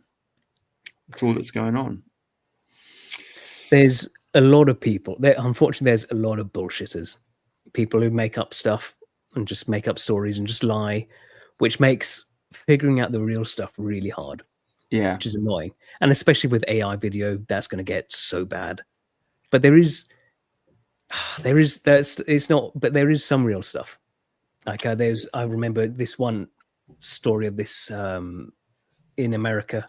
It was only a few years ago, of this woman with her grandkids, and they start getting possessed and just acting crazy. Like they start talking with deep voices and get these evil looks and doing all this stuff, and they start saying, like, they start hovering and getting injuries and stuff and trying to kill each other.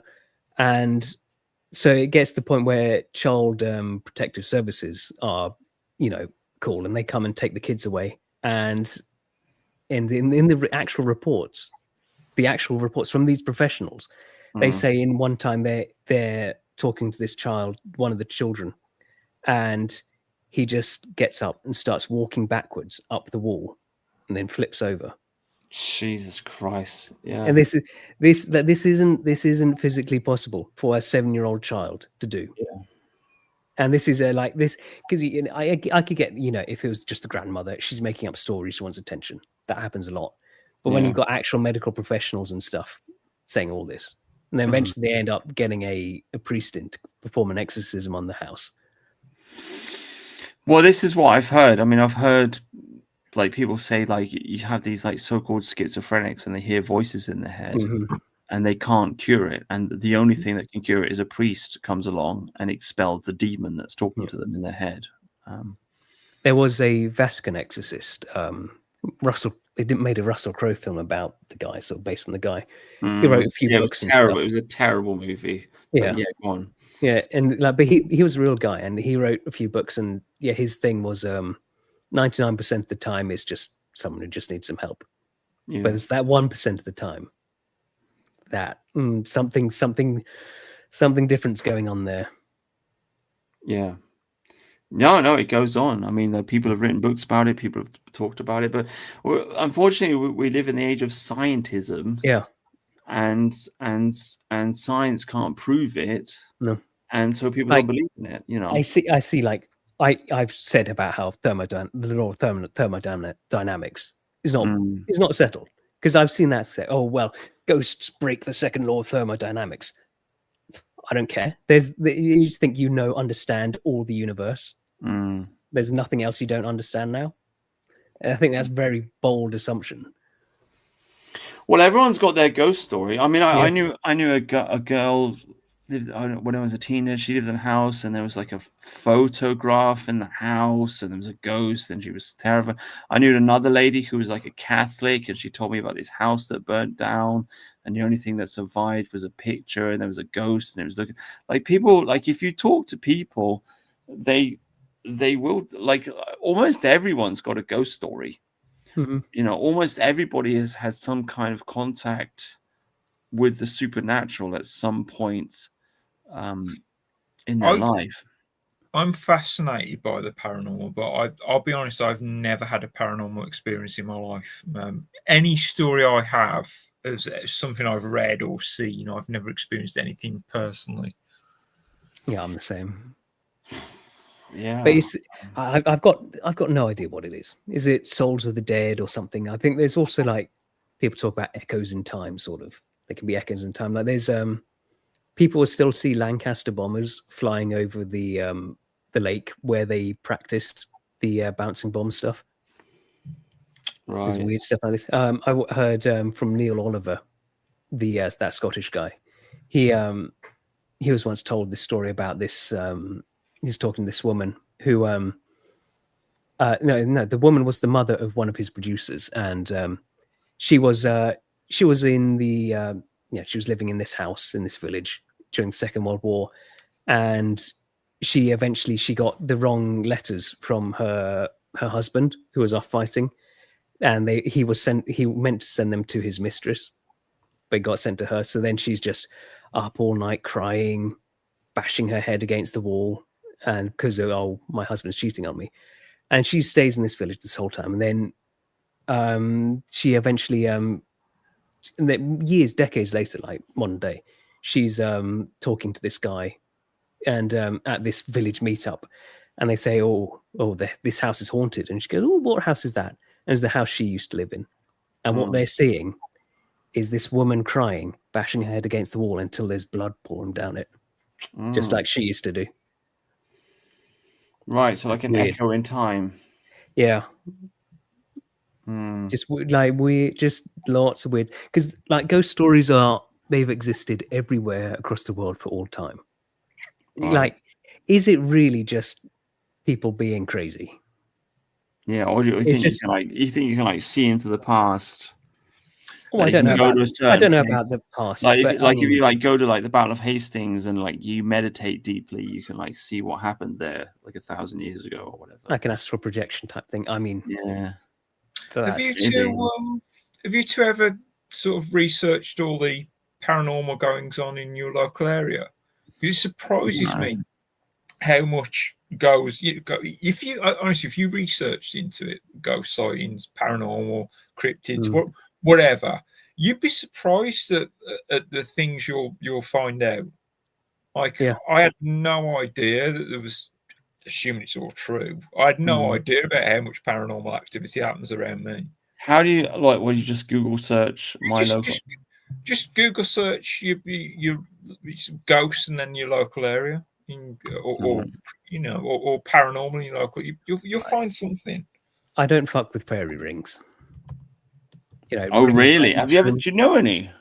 No, but I wouldn't. I'm just not going to step in them. Like, these are ancient warnings, don't step in the fairy circles. And it's just, will something happen? Probably not.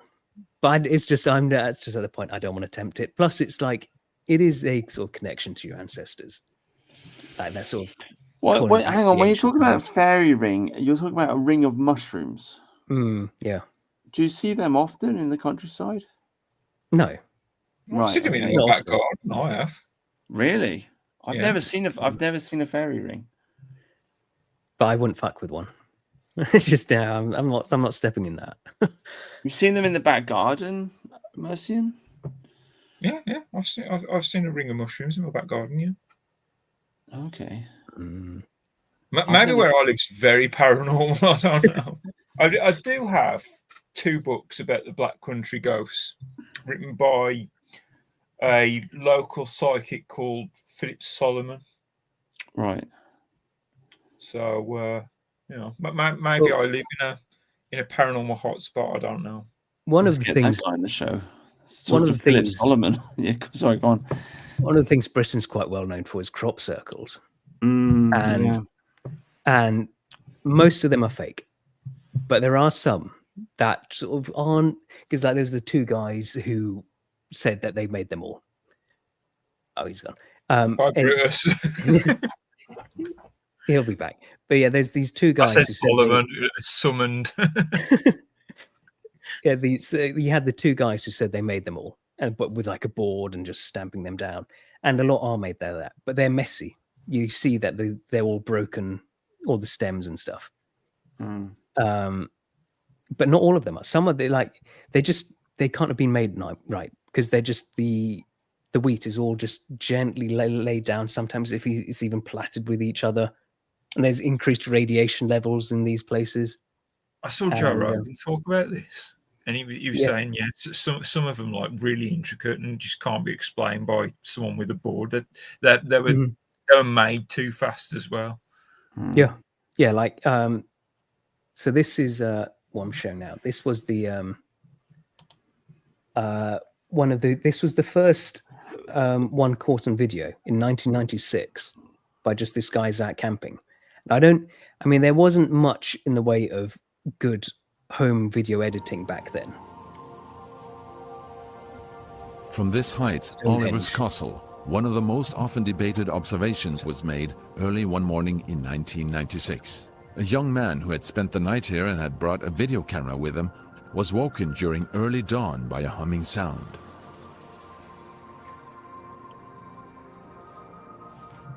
Here I'm standing at Oliver's Castle at precisely the same spot as John Whaley was standing in August 1996, when he supposedly, for the first time in history, managed to film the creation of a crop circle. The creation of one? Yeah, you'll see. Got these lights. Oh, wow. These lights, and then just how it just forms. Oh, wow. Fuck. Just out of nowhere. From these lights. Yeah. I remember seeing this footage. Do you remember? Are you guys old enough to remember Strange But True? So, no. What are they doing? Are they trying to communicate with us? Like, what's I don't know. And you see, crop circles aren't a new thing. They've been records of them going back centuries of lights, like burning marks in the fields. That the crop circle was not here on the previous day but had appeared on the following morning was a fact. That John Whaley was here at dawn could be confirmed by a military patrol that happened to be jogging by at the time. John went to the local pub later that same day and showed his film to the people there. Even so, many believe that he had managed to manipulate the film with computer animation in the meantime, something that computer animation experts doubt. To overlay a perfect animation over a handheld, unstable film would need several days of work using the computer equipment of that time. Even today, the film is still a great mystery, and John has gone underground due to the intense interest that his film created. I think the intelligence services killed him more likely. Man, but it's just how that just... What thing? Like, we don't have crop circles in China, though. That's what gets me. I don't know. I think you do. Just gets maybe, but there's records of them going back centuries. Mm. So then they're not a new. So people are like link them to like aliens, but I don't know. It's just it's very weird, and and I mean, but when it comes to aliens, like you think of like the Greys. That typical like big head thing. I mean, are they really aliens or are they just demons? Yeah. You know, I find it if there's some creature from some other solar system, why do they look so human? That doesn't really track for me. Yeah, I don't know, mate. Yeah, I really don't know. I think demons are real, and I think they feed off the blood, and that's. I wanted to talk to George about it because he's really into Aleister Crowley magic, and it's just like Aleister Crowley said, like blood is like the king of the sacrifice, and that's all that's really going. I mean, this is why like Africans engage in voodoo sacrifice, and they achieve the results they want to do. Like they do not have like a deep understanding of like Latin. They're not doing like really complicated rituals or anything like this. You know what I mean? They sacrifice the blood, and the demons, they come and they drink the blood, and then they get the result that they want. So it's, to me, like the whole thing just looks like it's just a blood sacrifice. That's what's going on. You have these creatures, they have air bodies, they feed off blood. If you feed them blood in the form of sacrifice, they will accept your sacrifice and they will give you what you ask them for. If you want them to make a girl fall in love with you, they'll do that. If you want to make money, they'll help you with that. If you want information, they'll help you with that. And that's what's going on. It's really not like that complicated, that mystical. And of course, that doesn't explain crop circles. I've got no idea what's going on there. But I mean, I think the elites, I think they're engaged in blood sacrifice, and I think they always have been, basically, behind the doors. And if you look at 007,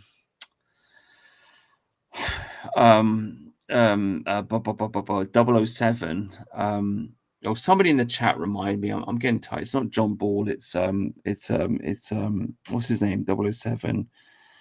James Bond. No, the original 007 is Ian Fleming.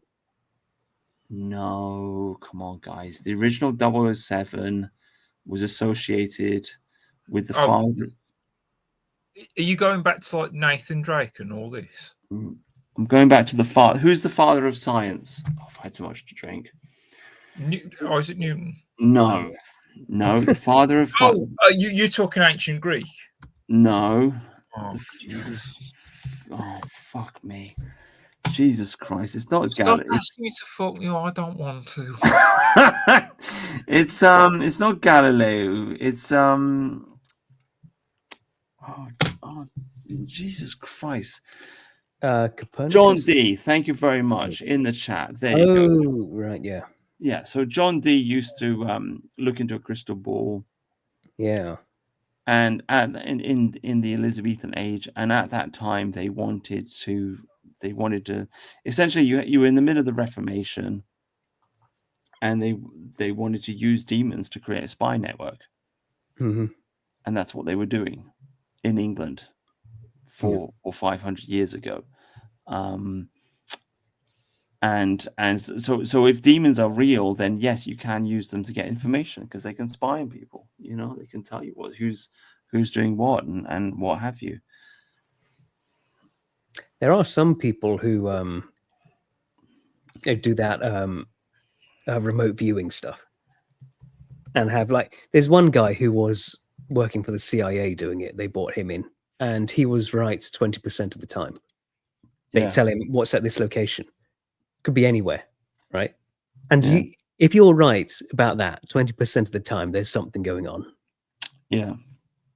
That's not just a random guess. Yeah.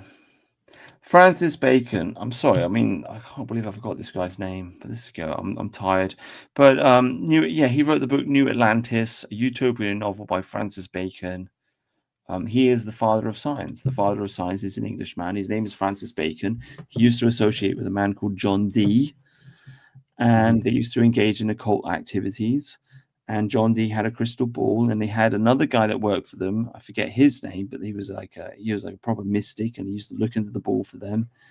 And they were getting all kinds of instructions off these people. And then I think they got upset because the demon told them to have sex with each other's wives, and they didn't like that. So they were like a bit freaked out by that. But nonetheless, Francis Bacon is known to be the father of science. Perhaps some people say that he was actually Shakespeare. The Shakespeare that we know of is not real. I think Shakespeare was likely real. Well, an actor who knew nothing about, in Italy would create all these dramas.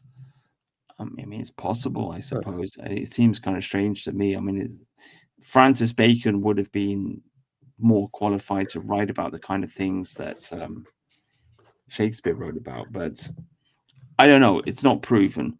But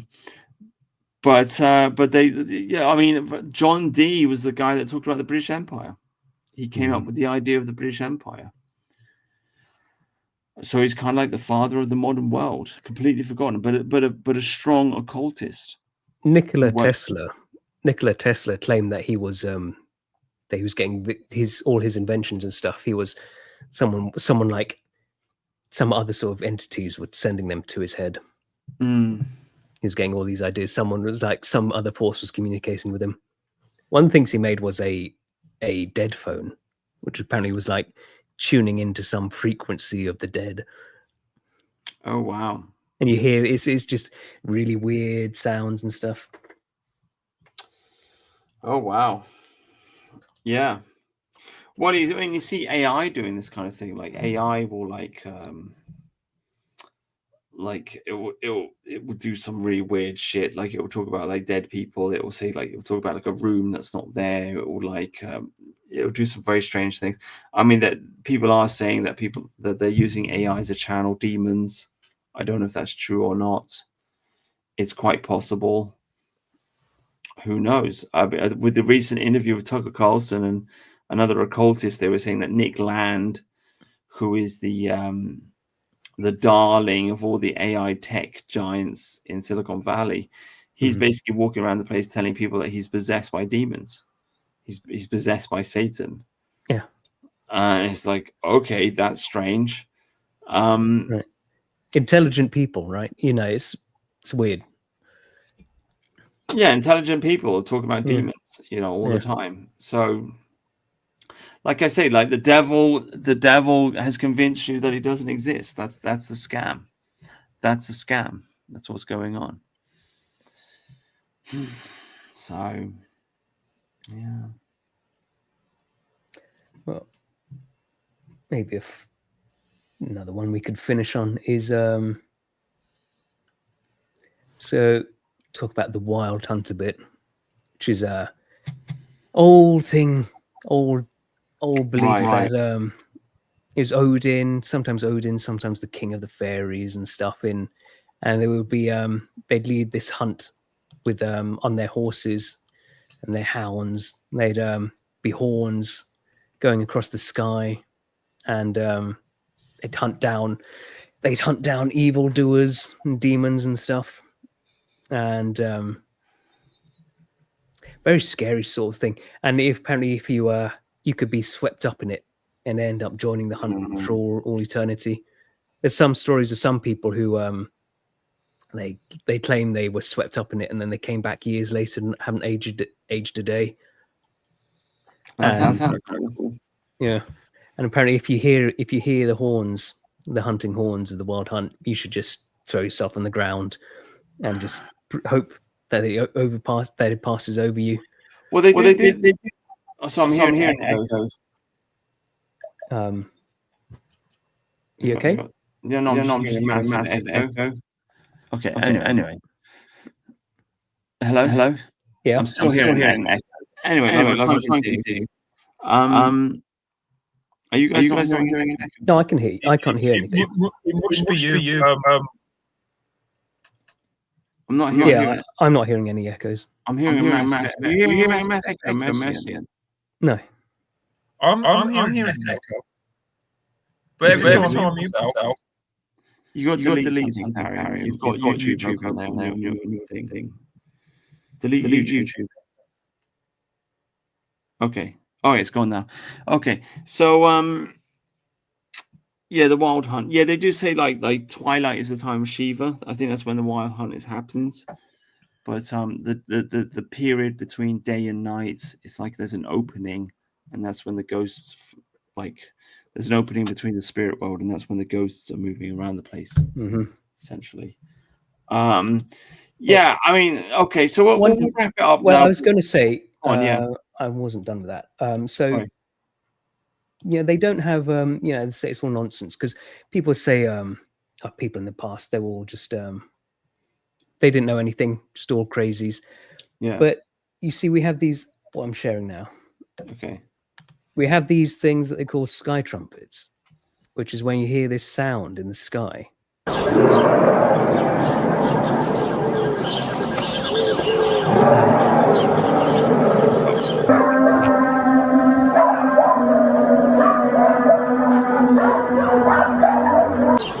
Like, what the hell is that? What the hell is that sound? Yeah, I don't know. That's fucked up. And like scientists have no clue what this stuff is. There's a lot of things that scientists can't explain. Exactly. And it's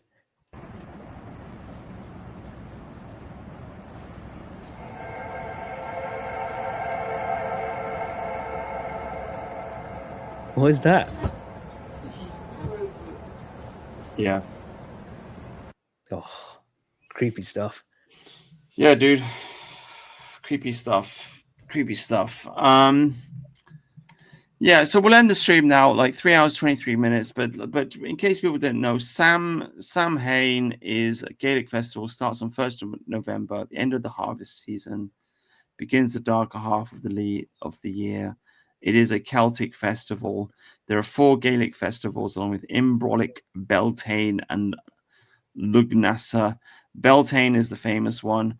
But essentially, they have four festivals a year, and people are saying that this is what Halloween is. Halloween, the Christian interpretation of Halloween is All Hallows Day, which means a festival that's before All Saints Day.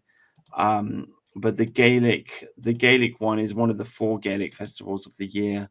and a celebration of ghosts and a celebration of the dead. Some people are saying like the forces that rule over us are trying to turn us towards Satanism. They're trying to make Halloween like more popular than Christmas. I mean, it is very interesting that it seems like as soon as Halloween is over, Christmas begins, and people like feel like they're free to celebrate Christmas. Can I lament in this country that I feel like fireworks night, Guy Fawkes night, is becoming less and less significant? It is, yeah, for sure, definitely. Well, obviously they don't want you celebrating an attempt to destroy the government. Yeah. Well, maybe we should rebel against this. Maybe it's the best thing to do, to just double down as much as we can. Yeah. Yeah. These guys have a great Halloween costume, though. We made it to England land. Mashallah. Inshallah. Yeah, it's a good one. Blackface has become very popular. Yeah. In America, which is, I mean, that's wow. I mean, like the taboos are really changing. Yeah. People are sick of it, though. Yeah. They just had enough. I think the younger generation just doesn't give a fuck. They just don't care. Which is kind of interesting. I don't know if they're like overtly racist or they just don't fucking care, you know. It's probably more just not caring, I'd guess. Yeah. They just don't care about the boomers and their stupid opinions and their stupid morality. Yeah. Which is good. I mean, they're not fun anymore. Like the left side of things used to be more rebellious and fun. They're just miserable now. Yeah, you can't do that. You're a bad person. Ugh. Yeah, it's no fun. It's no fun. The left had the sexual energy. They had the party energy. Back in the 60s, it was cool to be a hippie and smoke weed and have sex outside of marriage, and that was cool. And now, like 40, 50, 60, 70 years later, it's just like they're just screaming at you all the time and complaining about shit. And it's just like, well, fuck you. You know, I just want to be happy. I want to have a good time. I'm young. Why would any straight white man be a lefty? Like, why would you? Like, it doesn't make any sense at all. The sneaky fucker. That's what it is. Yeah. But even the women are fed up with it. You know? So yeah, well, men are quite stupid when it comes to women's sexuality, in fairness. Yeah. I just think he who controls the sexual energy controls society. And I think the left wing is sterile because it's taken the sexual energy and it's just pointed into transgenderism.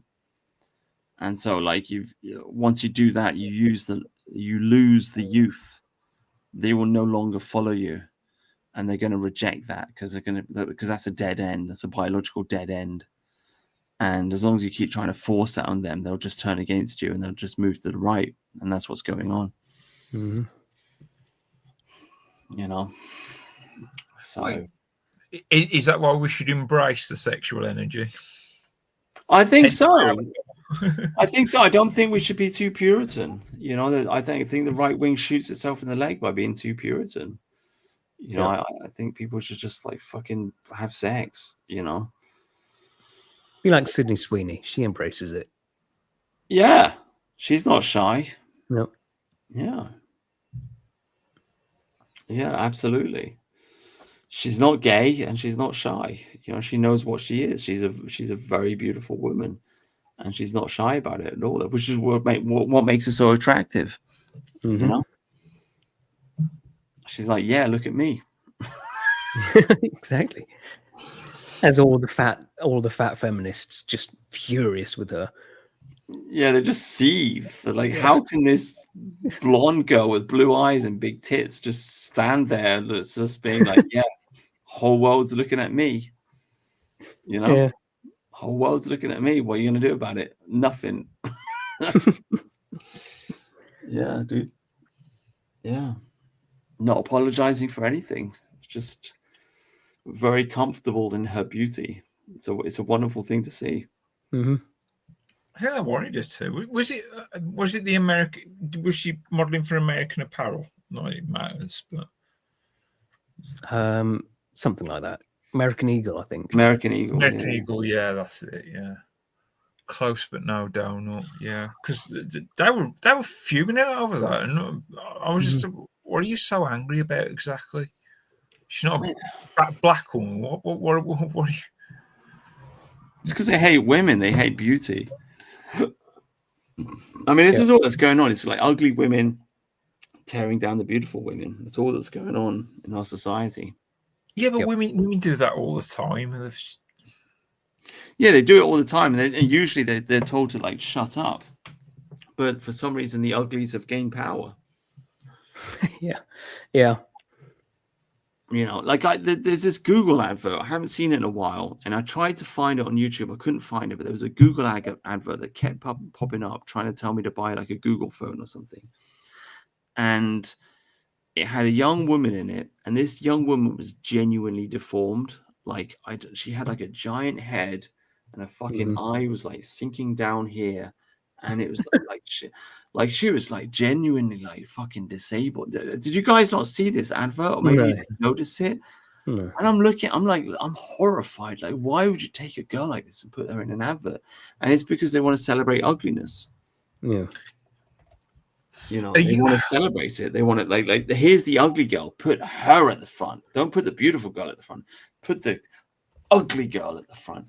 It's a nastiness, and I think they're just not going to get away with it anymore. Like I remember watching like the recent what's that movie called? Where everybody dies, death comes up and it kills you like in a secret way. Final Destination. Yeah. So I watched the recent one, and it's like the lead actress. It's like she's not hot. She wasn't hot. I mean, she was okay, but she wasn't beautiful. Do you know what I mean? It's like, why am I watching this film? Like, I want to see like a classic horror film where you've got like a really beautiful girl and she gets murdered. You know, like that's that's what you want to watch. That's the genre, right? Yeah. Teenage drama. There's beautiful young people. They go out to a cabin in the woods somewhere and they get murdered one by one. That's the classic slasher setup. Instead, they put like this ugly Mexican girl in the movie, and I'm watching the movie, and at the end of it, I'm just like, you know, nah.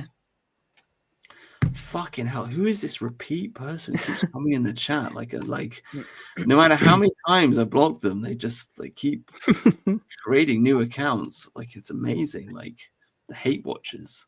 He's an Indian. Yeah, dude. Indian neo-Nazi. Yeah. Anyway, guys, great show. Enjoyed that. I've run out of beer. I've got to go to sleep. I've got to wake up early tomorrow morning. Always fun time. Thank you, everybody in the chat. Buff, Tholomew Musgrave, and Judithal, Living Dream.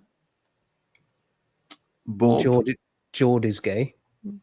Jord is gay. Like it's just genuinely like I like the guy. I genuinely like the guy. I like talking to him, but there's just something weird about the younger generation. Like they say they're going to do something and then they just don't do it, and they think it's okay, and it's like it's not. You know, like what's wrong with you? You say you're going to go on someone's show, you go on someone's show. Like I could have had another guest.